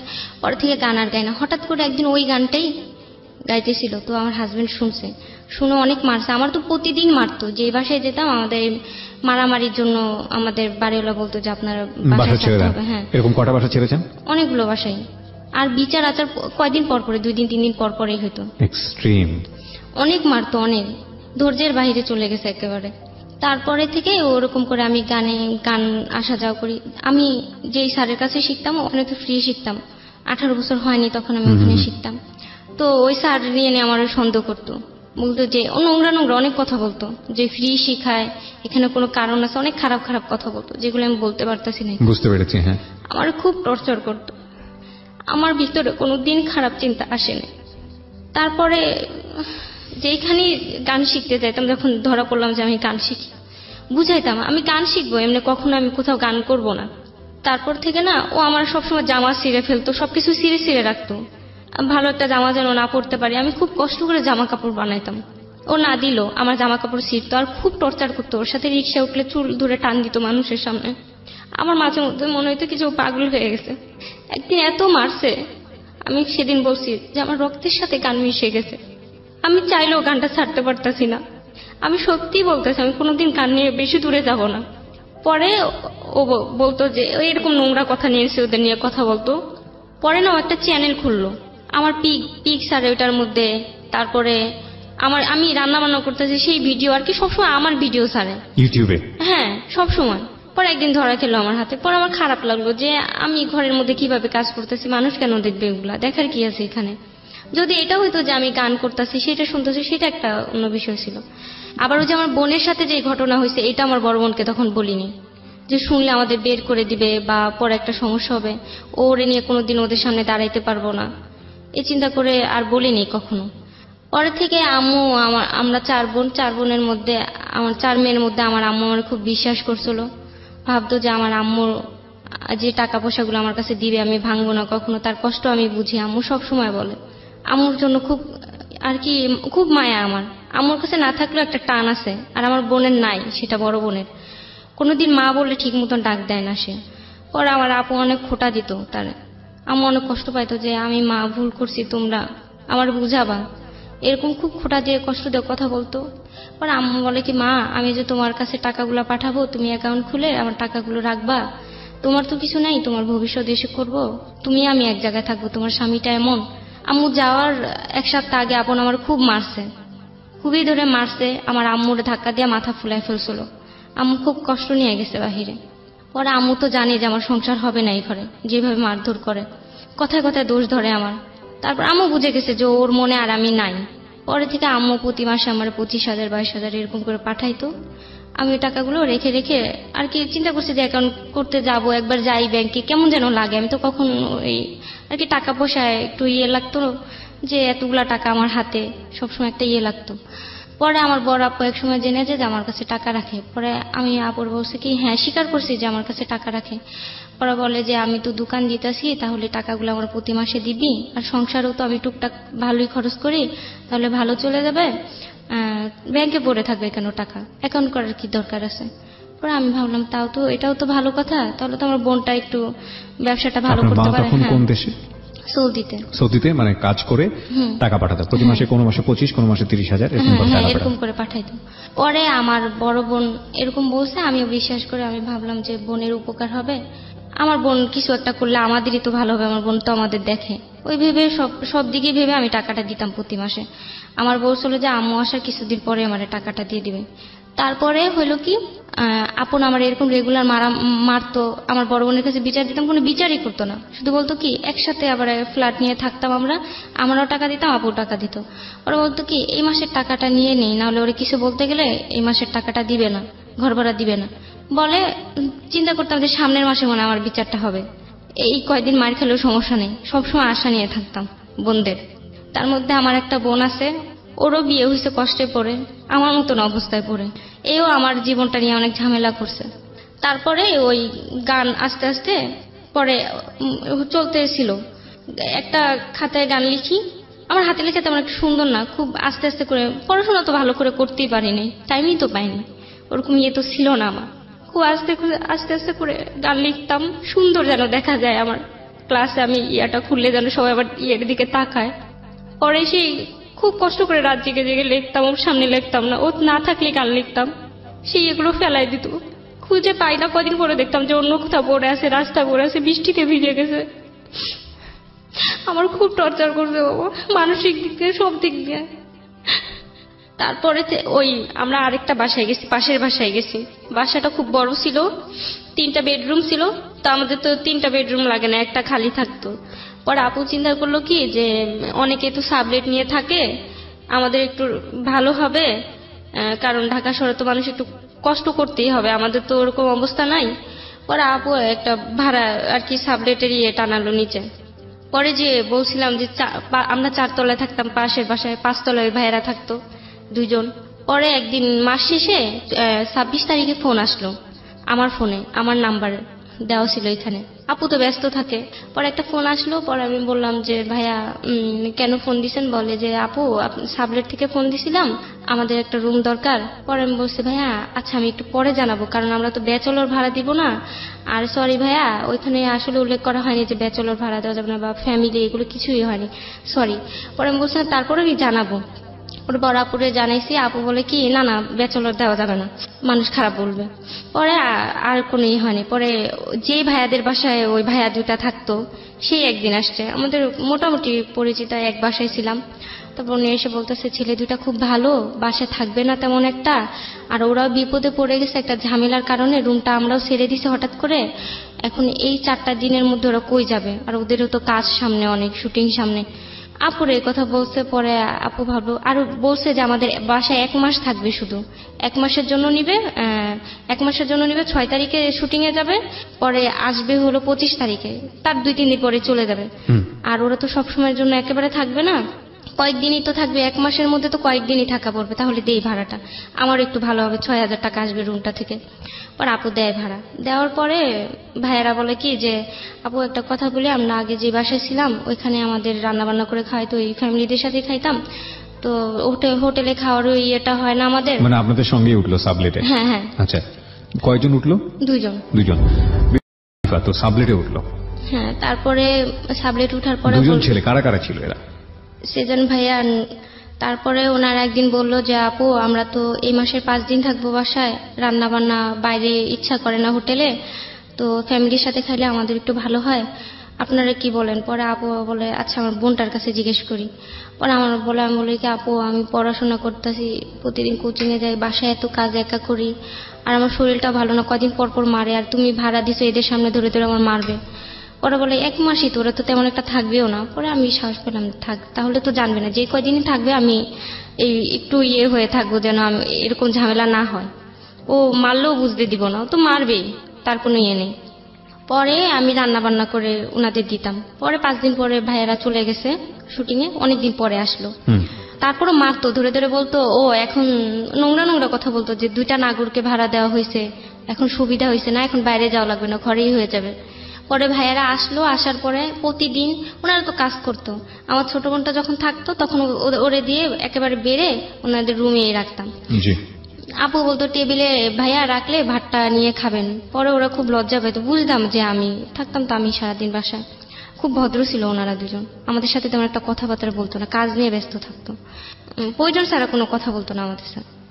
পরে আমি প্রতিদিন ভাত বেড়ে বেড়ে পাঠাইতাম। একদিন হঠাৎ আমি গেছি যে রাখছি, আমি রুম থেকে বের হয়েছি আর আমার পিটানো শুরু করছি সেই ভাইয়াদের সামনে, অনেক মারছে অনেক। সেই ভাইয়ারা ভয়ে গেট আটকে বসে আছে, তাদেরও একটু খারাপ লাগছে। তারপরে আপুর ফোন দিছে যে আপু আমরা বাসাটা ছেড়ে দেই, আপুর এরকম ধরে মারতেছে। তার মধ্যে আবার একদিন বলছে শুটিং থেকে যে আপু 25 তারিখ তো হয়ে গেলে আমরা তো এসে আর সময় পাবো না বাসা খোঁজার, আর একটা মাস যদি আমাদের রাখেন। ওর আপু বললো থাক, যদি আমার ভাইরা এরকম বিপদে পড়তো, আর ছেলে দুইটা খুব ভালো ভদ্র ছেলে। ওর আপু বললো, আপুর বলতাম না এমনি ধরে মারতো। পরে আমি বলছি যে আপু এদের তুমি বলো যে বাসা ছাড়তে, আমার খুব মারে ধরে। এমনি নিজের ব্যাপারগুলোতে আমি খুব সারাদিন টর্চারে থাকি, এখন আরেকজনের ইয়ে নিয়ে আমার আর ভালো লাগতেছে না। পরে বলতো দাঁড়া ওর বিচার করবো, দাঁড়া ওর বিচার করবো, সবসময় আমার সান্ত্বনা দিত, বিচার আর করতো না। একদিন যখন ঈদ রোজা, বাচ্চাটা তখন কোথায়, আলভি কোথায় তখন? আমার কাছে, একসাথে আমরা। আপনার কাছে? হ্যাঁ। তো এই বাচ্চার সামনেই সব করতো? হ্যাঁ, এই বাচ্চাটাকেও বকা শিখাইছে, হাত পাও ফুলাই ফেলছে, এত মারছে আমি উঠে বসতে পারি না। পরে যখন আত্মহত্যা করতে যাবো, হঠাৎ করে আমার বড় বোন কিভাবে যেন কি মনে করে আসছে, সেদিন সত্যি আমি মারা যেতাম। পরে আপু আয়সা তো এই অবস্থা দেখে বাসার, তারপর ওরা বকাঝকা করলো। ভাবলাম যে আপু একটা ব্যবস্থা করবে, আপু কিছু করে না। পরে আমি বলছি আজকে আমি ডিভোর্স চাই। ও বলে হ্যাঁ আমি আজকেই দিব। একটা ইস্টাম আনলো কোথা থেকে, আয়না, ওর মামতো ভাইরা আনলো। পরে আমার সাইরা দিবে, সিগনেচার করবে। পরে আপুর সামনে আমার একটা চেয়ার, আমি চেয়ারে বসে আছি, আমার একটা লাথি দিল অনেক জোরে, আমি নিচে ফিট হয়ে পড়ে গেলাম। আপনার আপু কিছু বললো না? না, কিছু বললো না। পরে ভাবলো যে ওরে বের করে দিলে আমার বোন বাচ্চাটা আমার উপরে পড়বে, চিন্তা করে ওর বিচারই করতো না কখনো। আচ্ছা আচ্ছা, দ্যাট ইজ দ্য রিজন। ওকে। এরকম করে পরে আমার বোনের উপর আস্তে আস্তে আমার খুব রাগ হলো যে আমার দিকে একবার তাকালো না। সে শুধু টাকাচ্ছে না, আম্মুর একদিন আমি বললাম, আমার আম্মুর কষ্টের কথা বলতাম না, যে সে পরের কাজ ওইখানে করে, আমি কখন কি বলবো। আর খুব ভালোবাসতো আমার মা, তখন দেশের বাইরে। হ্যাঁ, কখন কি হয়ে যায় তার কি শুনে। তার মধ্যে আমার নানি মারা গেছে, আমার আম্মু জানতো না সেই কথা। অনেকদিন পরে আমার মা স্বপ্নে দেখছে যে আমার নানি মারা গেছে। সেদিন কান্না করে বলছে আমার মা কি সত্যি বাইচা আছে। আমার মা এই টাকার জন্য আমার নানির মুখটা দেখা হয়নি, শুধু এই টাকার জন্য, টাকা ইনকাম করার জন্য। হ্যাঁ, শুধু এই টাকার জন্য আমার নানির মুখটা দেখে নাই। একটাই মেয়ে ছিল তার। তারপরে আপু বিচার করতো না, আমার খুব রাগ হইতো, খুব ঘৃণা হইতো। আস্তে আস্তে আপুর প্রতি একটা ইয়ে হয়ে যেত। এখন আব্বুর সাথে একটু আমাদের যোগাযোগ আছে। মাঝখানে আবার আব্বুর সাথে আমরা ঠিকানে নিয়ে গেছি, যার পরে আব্বুর যেদিন মুখটা দেখি সেদিন আমি কান্না করে দিছি যে এতদিন কইছিলা তুমি, কতদিন দেখি না। যেদিন চলে যায় সেদিন বলছিল যে গাড়ি এনে দিবে, আমার আব্বু আর আসে নাই। সেদিন দেখেছি আমার আব্বুরে দেখে আমি কান্না করে দিছিলাম যে কইছিলা এতদিন, আমাদের জীবনে এত কষ্ট ছিল, তুমি কইছিলা। আপুও কান্না করে দিছে সেদিন। ওইখানেও ছিলাম সৎমার কাছে কিছুদিন। ওইখানে সৎমা তো নিজের মেয়ের মতন দেখে না, কেউ দেখে কেউ দেখে না। ওইখানে খুব টর্চারে থাকতাম।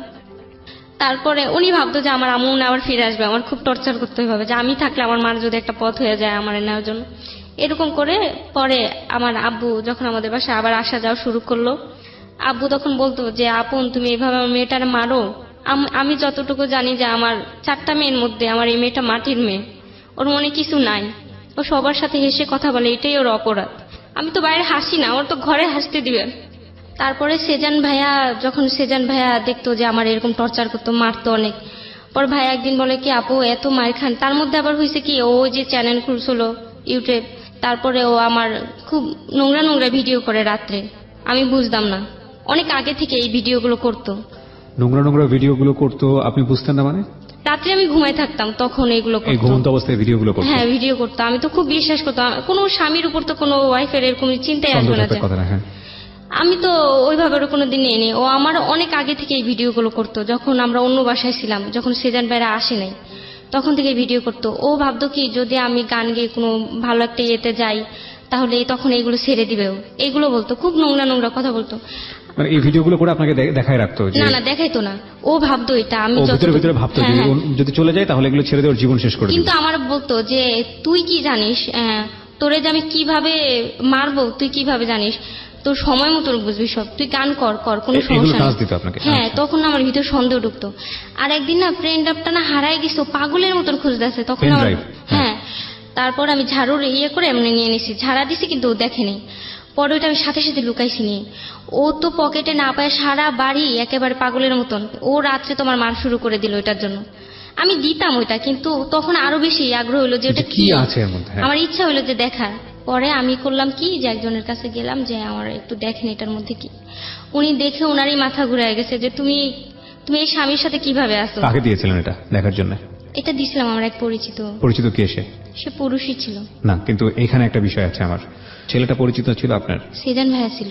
এক্স্যাক্টলি। আমি তো শুধু জানতাম যে শুধু আছে, এই ওই ছবি আছে মেয়েদের, আর খারাপ কিছু নেই। আমি সেজানকে আপনি দিলেন, সেজান তখন আপনার বাসায় একটু সাবলেটে থাকতো। ওকে, তারপরে আপনি সেজানকে দিলেন। সেজানের কি ল্যাপটপ ছিল বা কম্পিউটার ছিল? আচ্ছা, তারপর পরে আমি সেজান আপনার সামনে সেটা ওপেন করেছিল। হ্যাঁ, আমি বলতে চাই আপনি কম্পিউটারের ফাংশনগুলো কি জানতেন, যে এগুলো সেভ করে রাখা যায় বা এগুলো কপি করা যায়, এগুলো কি জানতেন না জানতেন না? না, কিন্তু বুঝতাম কিছুটা, একটু আইডিয়া। আমি যেটা জানতে চাচ্ছি, এটা আপনার জন্য গুরুত্বপূর্ণ এই কারণে, আমাদের গল্পের জন্য খুবই গুরুত্বপূর্ণ, এবং আপনার গল্পটা শুনে হয়তো বা কোনো একটা মেয়ে সচেতন হবে, সেই কারণে আসলে এত বেশি ইন ডিটেলে যাওয়া। আমি সামনেই বসেছিলাম। সামনে বসেছিলেন, কিন্তু আপনি তো জানতেন না এটা কিভাবে কপি করে, আপনি তো জানতেন না এটা কিভাবে এখান থেকে সেভ করা যায়, এগুলো তো কিছু জানতেন না। তার মানে আপনি যে পেন ড্রাইভটা দিচ্ছেন, এই পেন ড্রাইভটা আপনি যাকে দিচ্ছেন সেও চাইলে আপনার বড় রকমের একটা ক্ষতি করতে পারত। তারপরে আমি একবার চাইছিলাম যে ওই যে ফোনের দোকান থেকে যে আছে ফোনে দেখা যায়, ওইটাও চেষ্টা করতে হয় না আমার ফোনে। অনেকবার পর অনেকদিন হয়ে গেল, তারপর না আর ইচ্ছা হলো না। যে সেজান ওপেন করার পরে কি বললো? পরে ভাইয়া টের পাইছে, একটু টের পেয়ে আমি কাজ করতেছিলাম দিয়ে, পরে আমার বের হয়ে বলে কি, আপু আপনি যে দেখতে পারেন, কারণ এটা আপনার দেখা খুব দরকার। দাঁড়ান, আপনি পেন ড্রাইভটা দিয়ে বাইরে ছিলেন? ও নিজে কিছুক্ষণ বসে বের হয়ে গেছিলাম, রান্না করতেছিলাম। ওই কিছুক্ষণ বসার সময় কোনো কিছু দেখতে পাননি? না। আচ্ছা, তারপরে আপনি রান্না করতেছিলেন, ও দেখে আপনাকে ডাক দিয়েছে? হ্যাঁ। ওকে। উনি একটু টাইম ছিল থেকে আমারে ডাক দিছে। ডাক দেওয়ার পরে আমি গেলাম, যাওয়ার পরে আমি দেখে তো আমি ভাইয়ারে যে ডাক দিব আমার সেই ছিল না, আমি খুব লজ্জা পাইছি। আমি তো বুঝতে পারি না, আমি মনে করছি ও বাইরে ছিল, আপনাকে বলেছে যান ভিতরে দেখে আসেন। পরে আমি দেখে আমার খুব খারাপ লাগছে যে ছিল এই ছবিগুলো কি আসলে আপনি জানতেন? আমার এই নোংরা ছবিগুলো ছিল। এই নোংরা ছবি তো আসলে নরমালি থাকার কথা না, তার মানে আপনার বিশেষ মুহূর্তের কোনো ছবি।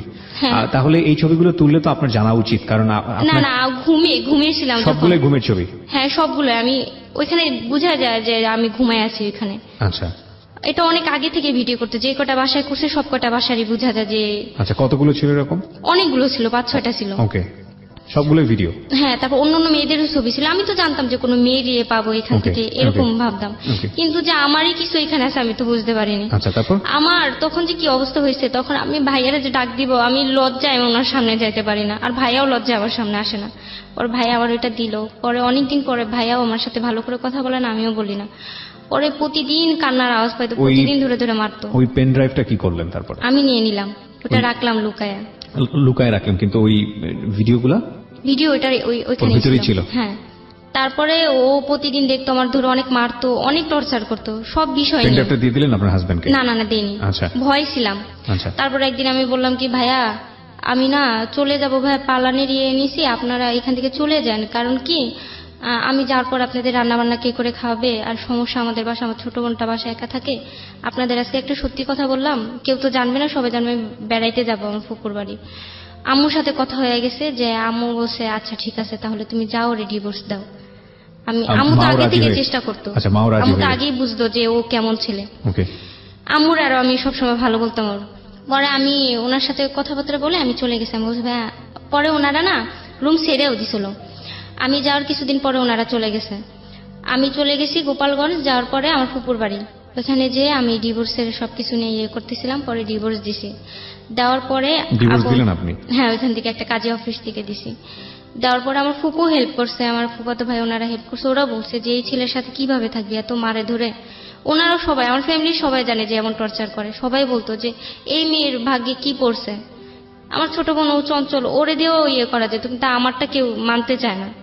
পরে আমি চলে গেছি। আমার বড় বোন আমার একদিন বকা দিল, তুই এতদিন ধরে গেছিস, আসিস না বাসায় রান্না বান্না এগুলা, আর ওই ভাইয়ারাও চলে গেছে, এখন আসিস না কেন, এখন তো আর কোনো ঝামেলা না। আপু মনে করছে কি আমি এত কম বয়সে এত রান্না বান্না করি, আমারও এখন খারাপ লাগে রান্না বান্না করতে করতে। পরে আমি বলছি হ্যাঁ আমি আসবো। আমার বড় বোনের লজ্জায় বলি না যে আমি ডিভোর্স দিয়ে দিছি। আর ওর সাথে আমার শেয়ার করতে ইচ্ছা করতো না। ওর কাছে আমি সবসময় বলতাম যে আমার একটু রক্ষা করো, আমি আর কোনোদিন এই ভুল করবো না, আমি নিজে একটা অপরাধ করছি, এখন তোমরা একটু ইয়ে করো। ও কোনোদিন আমার বুঝতো না, তার জন্য আপুর আর শেয়ার করি না এই কথাটা। তারপরে জেনে যায় ও যে আমি ডিভোর্স দিছি। তারপরে তো আমার ফোনে হুমকি দেওয়া শুরু হলো যে আমার অ্যাসিড মারবে, আর ভিডিও বলছে যে আমার কাছে ভিডিও আছে। পরে আমি তখন বলে দিছি যে ভিডিও, আমি ওই ভয় পালাইছি যে আমার প্রতিটা রাত্রে আমার ভিডিও হয়। আর আমি ওই ট্রেন অ্যাপটা যে নিছি তারপর থেকে রাত্রে থেকে আমি আর ঘুমাইতে পারি। প্রতিটা রাত্রে আমি চোখ বন্ধ করে আমি ঘুমাই না, আমি ভাম ধরে যে আমি ঘুমাই গেছি, এরকম একটা ইয়ে করে। মানে ওর সঙ্গে যে কদিন ছিলেন? হ্যাঁ, খুব ভয় থাকতাম। আর দিনে ঝিমাইতাম, রাত্রে আমি ঘুমাইতেই পারতাম না, ভয় সবসময় ভিতরে একটা ভয় থাকতো যে কখন আবার আমার নতুন আবার একটা ভিডিও করে, আবার কোথাও রাখলে আমি পাবো কিনা, আমার ভিতরে সবসময়। আমি জানতাম ওর সাথে আমার সংসার হবে না। পরে না আমি সেই ভয় পালাই গেলাম। তার আগে আমার বড় বোন আমি সব বলে দিছি যখন না পেরে, যে আমি এরকম এরকম করছি আমার ছোট বোনের সাথে।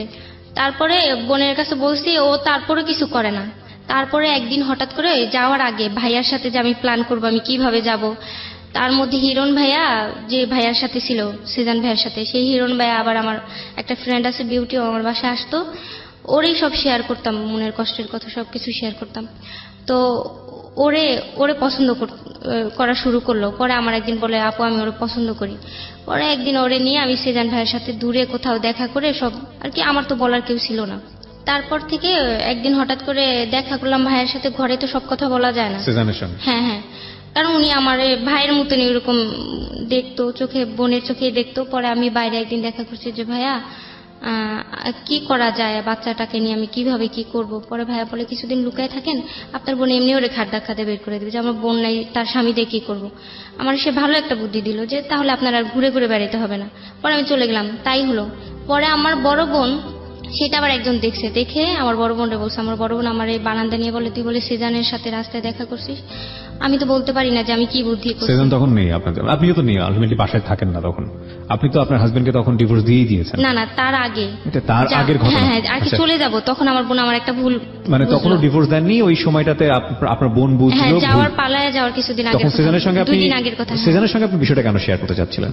ওই তো ভাইয়া প্রতিদিন চোখে দেখতো, আর ভাইয়া আমার বুঝাইতো, যে ভাইয়াও আমার ধৈর্য ধরার কথা বলতো। তারপরে নিজেও যে এই যুগের মেয়েরা তো এভাবে সহ্য করে না। বাইরে দেখা করে প্ল্যান কি ছিল, মানে কি ভাইয়া বলছে যে আপনি চলে গেলে আপনার বোনই ওরে বের করে দেবে, তখন না বোনের কাছেই থাকতে পারবেন, আর কোনো ঝামেলা নেই। বাইরে মিট করতে চাচ্ছিলেন কেন? ঘরে কোনো সুযোগ ছিল না কথা বলার, শেয়ারগুলো করার, শেয়ারিং করার। আচ্ছা ঠিক আছে, তো বাইরে মিট করলেন, এই অবস্থায় দেখে ফেলেছে আপনার বোন। হ্যাঁ হ্যাঁ, পরে আমার বোন আমার বললো, পরে আমি তো বোনরে বলতে পারি না যে আমি চলে যাবো পালায় যাবো, এগুলো প্ল্যান করা হয়েছে। পরে আমি না আপু আমার যে বকাগুলো দিল আমি সব মাথায়। আমি একটা জিনিস বুঝতে পারছিলাম যে আপনার বোনের সাপোর্ট ছিল না, আপনার প্রতি বড় বোনের সাপোর্ট ছিল না। ঠিক আছে, বাদ দেন আপনি এটা। আপনি ডিভোর্সও দিয়ে দিয়েছেন ওই সময়, এবং সেই সময় আপনার হাজবেন্ড আপনাকে হুমকি দিচ্ছে অ্যাসিড ছুঁড়ে মারবে, এবং পাশাপাশি আপনার ভিডিওগুলো আছে এগুলো পাবলিশ করবে, ঠিকানা জানে। তখন আপনি কোথায় ছিলেন ডিভোর্স দেওয়ার পরে? তখন আমি ফুপুর বাসায় ছিলাম। সেজান তখন কোথায়? সেজান তখন কুড়িগ্রাম, ঢাকা থেকে কুড়িগ্রাম গেছে। কুড়িগ্রামের মধ্যে নিজেদের বাড়িতে? হ্যাঁ হ্যাঁ। আচ্ছা ঠিক আছে। তারপরে অ্যাসিড মারার কথা বলছে, আমি তো ভয় থাকতাম যে ঠিকানা জানে, গ্রাম জানে। তারপরে আমি সিদ্ধান্ত নিলাম যে আমার আব্বুর কাছে চলে যাবো। সৎমা হলে কি হয়েছে, কিছুদিন কষ্ট করে থাকে আম্মু আসা পর্যন্ত, পরে আমি কিছু একটা হবে, আমার আম্মু আসলে হাজার মানুষ আমার হলো, আমার মা আমারে রক্ষা করে রাখতে পারবে। পরে গেলাম ওইখানে, আমার বড় বোন ফোন দিয়ে আমার আব্বুরে বলে কি, ওরে যদি আপনি ওই বাসায় রাখেন তাহলে আমার সাথে আর কোনোদিন কথা বলবেন না। বড় বোন ফোন দিয়ে কাকে বলে? আব্বুরে বলেন। তখন আপনি আপনার বাবার কাছে? এই এতদিন পরে গেলেন বাবার কাছে? হ্যাঁ হ্যাঁ। পরে বলে বাবার কাছে কি আপনি কি পেলেন? ওখানে কি আছে? ফ্যামিলিতে কারা কারা ছিল? ওইখানে আমার ছোট আম্মু ছিল, 2টা বোন ছিল। মেনে নিতে পারলো আপনাকে? না, মেনে নেয়নি। সাময়িক কিছুদিনের জন্য হলো ওখানে গিয়েছিলেন। দুঃখে যাদের জীবন গড়া তাদের আবার দুঃখ কি, একটা কথাই আছে, এটা একটা গ্রামীণ প্রবাদ। এবং আমাদের দেশের নারীরা অনেক বেশি ভালনারেবল। এই কারণে বলছি, অর্থনৈতিক অবস্থাটা আসলে এমন আমাদের দেশের যে এখন অনেক বেশি ইমার্জিং ইকোনমি অফকোর্স, এবং আমরা তো খুব প্রাউডলি বলি আলহামদুলিল্লাহ যে দেশ এখন উন্নয়নশীল দেশ, আমরা প্রাউডলি বলতে পারি। সারা জীবন রচনা লিখেছি বাংলাদেশ একটি স্বল্পোন্নত দেশ, যখনই লিখতাম খারাপ লাগতো। আমাদের সরকার এখন আমাদেরকে বলার সুযোগ দিয়েছে, এবং সেটা নিরলস প্রচেষ্টার বিনিময়ই হয়েছে, যে বাংলাদেশ একটা উন্নয়নশীল দেশ। জাতিসংঘ থেকে প্রাথমিকভাবে স্বীকৃতি আসছে, কিছুদিন আগে আমরা এটা পালন করলাম, এবং আমরা খুব গর্ব সহকারে বলতে পারি যে আমাদের দেশে প্রাইম মিনিস্টার দ্বয় আমি বলবো, বর্তমান প্রধানমন্ত্রী তিনিও একজন মহিলা, অপোজিশনে যিনি ছিলেন তিনিও মহিলা, এবং এর আগে যিনি প্রধানমন্ত্রী ছিলেন তিনিও মহিলা। সুতরাং মহিলাদের উন্নয়নের জন্য, নারী উন্নয়নের জন্য তাদের অবদান একেবারেই মানে অস্বীকার করার কোনো সুযোগ নেই। অনেক উন্নতি হয়েছে অনেক অনেক জায়গাতে, এবং দক্ষিণ এশিয়ার মধ্যে কিছু কিছু জায়গায় আমরা এমন উন্নতি করেছি যেটা রীতিমতো চোখে পড়ার মতো, মডেল হওয়ার মতো। এটা নিঃসন্দেহে আমাদের অনেক বড় পাওয়া। তো তারপরও আমাদের দেশের অর্থনৈতিক যে কাঠামো, সেখানে পুরুষের ভূমিকাটাই অনেক অনেক বেশি, এবং যে কারণেই একটা মেয়ে যখন বিপদগ্রস্ত হন তার পায়ের নিচে মাটি থাকে না, না থাকে নিজের বাবার বাড়ি, না থাকে শ্বশুর বাড়ি, না থাকে নিজের ঠিকানা। এই মেয়েটা আমাদের সমাজে খুব আনকমন ক্যারেক্টার না, খুবই কমন একটা ক্যারেক্টার, অন্তত অর্থনৈতিক জায়গা থেকে। আর একটা বিরতির পর প্রিয় জি আলিফা, তো বাবার ওখানে থেকে মোটামুটি কিছুদিনের জন্য হলেও একটু ম্যানেজ করার চেষ্টা করছিলেন। হ্যাঁ। আচ্ছা, আব্বুর বলছিলাম যে আম্মু আসা পর্যন্ত আমাকে একটু রাখেন, মানে আপনার মা আসা পর্যন্ত? হ্যাঁ। আব্বু বলছে কোনো সমস্যা নেই, আমার বাসায় তোমার কে কি করবে। পরে এরকম হুমকি দেয় আমার, পরে আমি গেলাম কুড়িগ্রামে। যাওয়ার পরে ওনার মা আর ভাই আমারে নিতে আসলো, মানে সুজানের মা এবং ভাই। গাড়ি থেকে নামলাম কুড়িগ্রামে, তখন আমাদের নিতে আসলো। আমি তখন ভিতরে এত শান্তি লাগলো যে আমার আত্মীয় স্বজনের কাছেও আমি এত ভালোবাসা পাই না। তার মাও আসছে, আমার খুব ভালো লাগছে বিষয়টা, আমার কি শান্তি লাগছে তখন যে আসলে ভালোবাসার মানুষ কেউ আছে। পরে আমারে নিয়ে গেল বাসায়। তার মার মনে কি ছিল আমি তো জানি না। পরে তার আগে আমি আসার সারা রাত আগে তারে শাসন করছে, বকাঝকা করছে সবাই মিলে। তার বাবাটা আবার খুব মাটির মানুষ, খুব ভালো। এটা খুব স্বাভাবিক। তারপরে এটা আমি হলো করতাম। সেজান আপনাকে কি পরিচয়ে তার বাসায় নিচ্ছিল? বোন। আপন বোন? না, আপন বোন তো নিশ্চয়ই পরিচয়। আচ্ছা, গ্রামে সবাই জানতো যে ওর ফ্রেন্ড আছে, ওর আমি বোন হই। আমার একটা বিপদ হয়েছে, আমি ওখানে গেছি। আচ্ছা আচ্ছা। তারপরে যাওয়ার পরে কিছুদিন মোটামুটি ভালো ছিলাম। তারপরে থেকে গ্রামবাসী সবাই আসা যাওয়া করে, বলে এমনি এতদিন ধরে এখানে কেন? মানুষ বেড়ায়, এতদিন তো বেড়ায় না। গ্রামের মানুষের মুখে মুখে কি শুরু হয়েছে, গুঞ্জন শুরু হলো। পরে ভাইয়ারও আস্তে আস্তে আমার ভালো লাগতে শুরু হলো। আস্তে আস্তে তখন পর্যন্ত তো ভালো লাগার কোনো ব্যাপার স্যাপার ছিল না, ওই গ্রামের বাড়িতে যাওয়ার পরেই শুরু হলো না গ্রামের বাড়ি যাওয়ার আগে থেকে? না, কিছুদিন আগে থেকে ভাইয়া আমার আর কি ভালো চোখে দেখতো যে আমি একটা ভালো মেয়ে, আমার কপালে এগুলো ছিল। উনি খুব ইয়ে করতো। পরে আর উনি খুব ভালো একটা ছেলে। তারপরে যখন ওইখানে সবাই বলতো যে এটাই ওর ওয়াইফ, ও বলতেছে না, এমনি মিথ্যা পরিচয় নিয়ে আসছে আর কি, গ্রামের সবকিছু দেখার জন্য ঢাকায় রাখে ওরে। পরে ওনার মাও মনে করছে তাই সত্যি। আর তো আমার সাথে সবসময় ঝগড়া আর কি, সবসময় আমারে খুব করে কথা বলতো। আমি কান্নাকাটি করতাম, না খায় থাকতাম, যে আমি কষ্টে, আমার ভিতরে একটা করতো যে আমি এত কষ্টের মধ্যে আছি। মা কি জিজ্ঞেস করেছিল আপনাকে যে তুমি সত্যি করে বলো? না, প্রথম জিজ্ঞেস করে নাই। এরপরে কি করছিল? পর থেকে চিল্লাচিল্লি এরকম আর কি বুঝাই দিত তার আচরণ, আমার সহ্য হইতেছে, আমার বের করে দিতে চায়। তারপরে আমি খুব কষ্ট পাইতাম যে আমি আশ্রয় কোথায় পাইতেছি না, এখানেও পাইলাম, এখানে এরকম হইতেছে। পরে আন্টি একদিন আমার জিজ্ঞেস করলো, পরে আমি বললাম কি আন্টি আসলে তখন আমি ভাইয়ারে আমার পছন্দ হলো, ভাইয়াও আমার পছন্দ করতো। পরে আমি সত্যিটাই বলে দিয়েছি। মানে সত্যি সত্যি কি আপনাদের মধ্যে কথোপকথন এরকম হলো যে? হ্যাঁ আর কি হলো পরে, অনেক পরে, সেটা আমার আলবির ভবিষ্যৎ করার পরে কিছু হবে। তারপরে এই কমিটমেন্টটা আপনারা কবে এসেছেন? গ্রামে যাওয়ার আগে না গ্রামে যাওয়ার পরে? না, গ্রামে যাওয়ার পরে। তারপরে ওনারা এরকম হইচই করতে, পরে আমি একদিন আন্টিকে বললাম যে আন্টি হ্যাঁ আমি ভাই আমার পছন্দ করে, আমিও করি, আর আগে আমাদের বিয়ে হয়নি, আমি সত্যিটাই বলছি। পরে উনি আমার বলছে আচ্ছা ঠিক আছে, হলেও পরে ওনার মনের ভিতরে কি আমি তো জানি না, উনি আমার বুঝেছে হ্যাঁ ঠিক আছে, তোমার কথা শুনে আমি খুশি হইলাম। তারপরে এরকম করে আমার না ওনারা আবার বাড়িতে পাঠাই দিল যশোরে। যশোরে কোথায়? আব্বুর কাছে। আচ্ছা, বাবা যে তোমার বাবা আছে, তুমি কেন এখানে থাকবা? পরে আমি চলে গেলাম, আবারও সেই ঝামেলা শুরু হয়ে গেল এখানে। পরে তার মধ্যে আমি জিডি করছি। হ্যাঁ, জিডি করলেন কি? আপনের নামে, ওই যে হুমকি দেয় এগুলো করে। পরে ভয়ে থাকতাম যে কখন আমার সৎমা দেখা যায় ও আসবে আমার বাচ্চাটাকে দূরে, কারণ ওরা বিশ্বাস করা যেত না, ওরকম কাজ করছে আমাদের সাথে।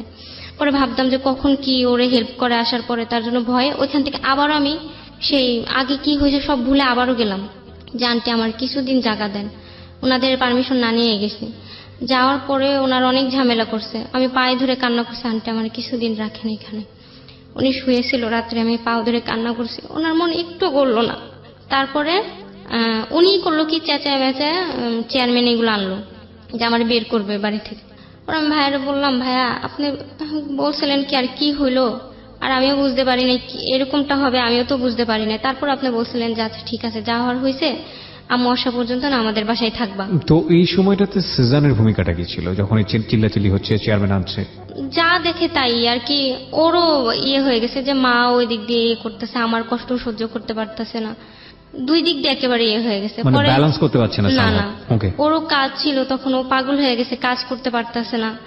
তারপরে ওর মা সবারে ডাকাইছে, ডাকানোর পরে খুব শীত তখন, পরে যে চেয়ারম্যান আসছে আমি তার সামনে যে আমার হাত পা কাঁপতেছে, খুব দুর্বল শরীর, ঠিক মতন খাওয়া দাওয়া নেই আমার, 2-3 মাস ধরে শরীরের অবস্থা। বাচ্চার বয়স তখন কত? 4 বছর হয়েছে। ও তো কিছুটা হলো বুঝে আসলে জিনিসগুলো। পরশুদিন হয়েছে ওর 4 বছর। আল্লাহ। তারপরে সেই বিচার আমাকে নেওয়া হলো। আমারে কেউ কেউ খারাপ কথা বলে, কেউ ভালো কথা বলে, খুবই নোংরা কথা বলা হয়েছে সেখানে আমার বিচারের মধ্যে। হ্যাঁ, পরে বিচার হলো। সেজান কি করতেছিল এই সময়টাতে? উনিও দাঁড়াইছিল ওইখানে, উনিও শুনতেছিল। কোনো কথা বলেনি, কোনো রিপ্লাই দেয়নি? না, পরে বলছে। আচ্ছা। তারপরে আমারে রাত্রি বের করে দেয় বাসা থেকে, তারপরে পুলিশ আনবে, এটা আনবে, আমার পুলিশের কাছে দিয়ে দিবে, আর সেই পুলিশ নিয়ে আমার হাজবেন্ডকে ফোন দিবে, আমার হাজবেন্ড নিয়ে যাবে। তাহলে তো সেই একই কথা হলো যে আমি তো ঘুরে ফিরে সেই ঝামেলার মধ্যেই পড়লাম। পরে ওনারা বলল কি যে যদি এই বাসায় থাকা হয় তাহলে, একটা মুরব্বী খুব ভালো ছিল যে আমার অবস্থা বুঝতে পারছে, আমি যখন কান্না করে বসছি, দেখেন এখানে আমার কেউ নাই, আমার বের করে নাই বাসা থেকে, আমার কোনো আশ্রয় নাই। পরে উনি মায়া করে উনি পরে বলে কি, তাহলে আমি যতদূর বুঝলাম আমার মনে হয় তোমার ছেলে ওরা পছন্দ করে, তাহলে ওদের যদি রাখতে হয় ওরা বিয়ে করে রাখতে হবে এই বাড়িতে। আচ্ছা। কারণ গ্রামের মানুষ তো মানতেছে না এখন, উনিও ওনার থেকে আর কি বলল। পরে সেজানরে বলে যে তুমি কি করবা? ওরা বলে হ্যাঁ আমার কোনো নেই, আমি ওরা বিয়ে করতে পারি, আমার কোনো সমস্যা নেই, ওর বাচ্চা আছে, কি হয়েছে, ও খুবই ভালো মেয়ে, বিউটিফুল। পরে ওর মা তো সেইখানেই ঝগড়াঝাটি ঝামেলা শুরু করে, মা তো কষ্ট পাবে যে একটা বাচ্চা আছে, স্বাভাবিক, এটা মায়ের জন্য খুবই স্বাভাবিক। খুবই, হ্যাঁ। তারপরে আমাদের বিয়ে হলো, পরের দিন আবার পুলিশ আসলো, এসে তারপর আবারও আমার নিয়ে আবার ঝামেলা হলো বাড়িতে। পুলিশ কেন আসলো? যে আসলে আমাদের বিয়েটা হয়েছে নাকি, নাহলে আমরা ধরে নিয়ে যাবে। ওই সালিশের মধ্যে কি পুলিশ ছিল? আনবে আর কি, কথাবার্তা হয়ে গেছে পুলিশের সাথে। পুলিশকে ইনফর্ম করা হয়েছিল? হ্যাঁ। পরে পুলিশ আসছে যে আর কি সত্যি কি আমাদের বিয়ে হয়েছে নাকি, আমার শ্বশুর দিয়ে দিছে বিয়ে। তারপরে তো টর্চার শুরু হয়ে গেল বাসার মধ্যে। পরে পুলিশ দেখলো যে বিয়ে হয়েছে, পরে ওনারা চলে গেল, আর ঝামেলা করলো না। তারপর আমার একটার পরে একটা আমার উপরে শুধু চাপাই দেওয়া হইতেছে দায়িত্ব। ওনার মার বলতেছে যে এবারে ওরে নিয়ে থাকতে হলে বাইরে যা থাকতে হবে। ও বলতো যে না, আমি সবাইকে নিয়ে থাকতে চাই, ওর জীবনে কিচ্ছু নাই মা, ওর জীবনটা এলোমেলো হয়ে গেছে। আমি যদি একটা মেয়ের, তোমার মেয়ের যদি এরকম হইতো, তুমি তোমার মেয়ের যদি কেউ এরকম হেল্প করতো বা জীবনটা করতে চাইতো, তোমার তো ভালো লাগতো। ওর জীবনটা একেবারে শেষ। সেজানের সাথে আমার কোনো নেই, তখন নামই বিয়ে হয়েছে, আর কোনো আমাদের ভিতর কোনো নেই। তারপর এরকম করে অনেকদিন গেল। তারপর গ্রামবাসী সবার মুখে যে কেমন বিয়ে, যে ছেলে মেয়ে এদের রুম দেয় না কেন, সবাই গ্রামের মানুষ আর কি যেমন। পরে তো শুরু হয়ে গেল। পরে ওই দাদি করে চেষ্টা করে ওর চাচার একটা রুম নিয়ে দিল। ওদের ঘরে তো আমাদের উঠতে দেয় না, খালি একটা ঘর ছিল, ওইটা আমাদের উঠতে দিল। পরে ওর মার তো আরো শুরু হয়ে গেল, সারাদিন ঝগড়া, নোংরা ভাষায়। আমার একদিন গ্রামের মানুষের সামনে বলে যে ও বেশ্যা পাড়া থেকে আসছে, ও বেশ্যা একটা মেয়ে। সারা গ্রামের মানুষ শুনে গেছে, আমার মুখের দিকে তাকাচ্ছিল, আমি কোনো কথা বলার ছিল না আমার। পরে এক সময় আমি সিদ্ধান্ত নিলাম কি, আমার লাইফটা তো শেষই। পরে আমার এক পরিচিত লোক আছে ভার বিষয়, বাহিরে পাঠায় ডান্স। আমি ছোটবেলায় ডান্স শিখতাম, মোটামুটি জানা আছে। পরে ওইখানে আমি চিন্তা করলাম যে টাকা লাগবে না, বাহিরে যাই, অনেক মেয়ে তো আসা যাওয়া করা, যে ভালো থাকে সে এমনিতেই ভালো থাকে, অনেকগুলো মেয়েকে আমি চিনি। পরে চিন্তা করলাম যে চলে যাই, বাচ্চাটা যেহেতু কষ্টেই আছে, বাচ্চাটা তো আর ভালো নাই, আম্মু চলে আসবে 1 মাস 1.5 মাস পরে, তাহলে বাচ্চাটাকে আমি দিয়ে দিই। উইথ ডিউ রেসপেক্ট, সেজানের নামটা যেহেতু এখানে অনেক হয়েছে, Shezan of course he is a very very good boy, মানে এখন পর্যন্ত যতটুকু শুনেছি। সেজানের ফ্যামিলির দ্বারা আলিফা যে অ্যাটিটিউড পেয়েছে সেটা অপ্রত্যাশিত না। অপ্রত্যাশিত না বলতে প্রত্যাশিত আমি এটাও বলবো না, কিন্তু অপ্রত্যাশিত না। কারণ সেজানের মা আলটিমেটলি আলিফার সঙ্গে যে আচরণ করেছে সেটা তাদের সামাজিক অবস্থার কথা চিন্তা করে করেছে। এখানে সেজানের মাকে অন্য চোখে দেখার কোনো কারণ নেই। যারা গল্পটা শুনছেন তারা একটু নিজের জায়গা থেকে চিন্তা করে দেখুন আপনার মা হলে কি করতেন, এবং আপনার মা যে আচরণটা করছেন, হ্যাঁ লাখে একজন থাকতে পারে এক্সেপশনাল কান্ট বি এক্সাম্পল, ঠিক আছে, এটা একটা বিষয়। আর এগুলো আসলে রেডিওতে শুনলেই না অনেক বেশি নির্মম মনে হয়। গণমাধ্যমে শুনলে অনেক বেশি নির্মম মনে হয় যে এটা আসলে খুব লজ্জাকর একটা ব্যাপার, কিন্তু এগুলো আমাদের প্রাত্যহিক জীবনের চিত্র রে ভাই, এগুলো ঘটে। আমি যেটা এই যে বললো না যে নিজের বাচ্চাটা দাঁড়িয়ে আছে মিষ্টিটা তুলে দেয়নি, এরকম ঘটনা আপনার জীবনেই দেখবেন যে খুঁজে দেখলে আপনি বহুত ঘটনা এরকম আছে। সুতরাং কাউকে আপনারা হেট করেন না, আপনারা বরং ঘটনাকে একটা প্রেক্ষাপট হিসেবে নেন। যে আচরণ করেছে সমাজের, যেটাই করুক না কেন ওর জীবনের ক্ষেত্রে, সে তার জায়গা থেকে বিষয়টা লজিক্যাল মনে হয়েছে। আপনি রেডিওতে শুনে কোনো জাজমেন্টে যান না, কোনো বিচার আচার করেন না, বরং আপনি এটাকে চিন্তা করে দেখেন যে এই মেয়েটার অবস্থান কি হয়েছে এবং কি করলে মেয়েটা এখান থেকে উতরাতে পারে। আর এই ঘটনার মধ্যে যদি আপনি থাকতেন, তাহলে ভুলের জায়গাটা যদি মেয়েটার থাকতো, তাহলে আপনি ভুলটা করতেন না। সো এইভাবে জিনিসটাকে আপনি দেখেন, প্লিজ কাউকে জাজমেন্টে আনবেন না আজকের এই গল্পটা শুনে। কারণ আমি প্রথমেই বলে নিয়েছি, আমাদের অনুষ্ঠানে সবসময় কথাটা বলা হয়, কাউকে হেয় করা আমাদের অনুষ্ঠানের উদ্দেশ্য নয়। উইথ ডিউ রেসপেক্ট এভরিবডি, সবাই যতগুলো ক্যারেক্টার এখানে এসছে প্রত্যেকেই আমরা সম্মান করি সমানভাবে। বলেন। তারপরে ওর মা তো সবসময় বলতো যে বউ বলে মেনে নিব যদি বাচ্চাটাকে রেখে আসো। তো ওই সময়টাতে আপনি বিদেশে যাওয়ার চেষ্টা করছেন, বার ভিসা না কি যেন একটা শব্দ আপনি বললেন। বার ভিসাটা কি? আমার মনের মধ্যে বার ভিসাটা কি?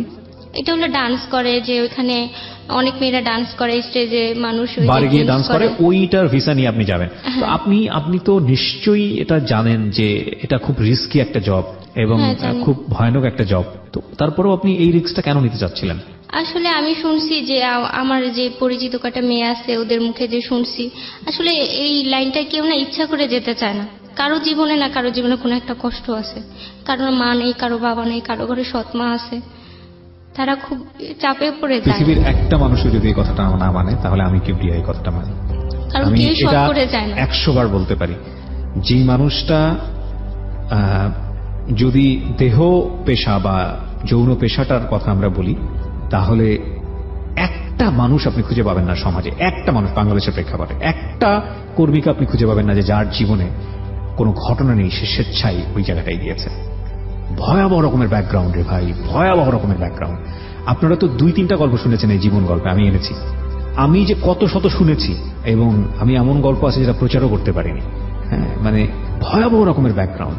এই জন্যে কোন একটা মানুষকে গালি দেওয়ার আগে, কোন একটা মানুষকে অসম্মান করার আগে, কোন একটা মানুষকে খারাপ বলার আগে 3 বার চিন্তা করা উচিত যে আমি যে কাজটা করছি বা আমি যে গালি দিচ্ছি, আমি যে খারাপ বলছি, এই মানুষটাই যদি সুন্দর একটা পরিবেশ পেত, তাহলে এই মানুষটা কি হতে পারত, কিংবা এই মানুষটাই জীবনে যে অসম্ভব ভালো ভালো কাজ করেনি তারই বা নিশ্চয়তা কি।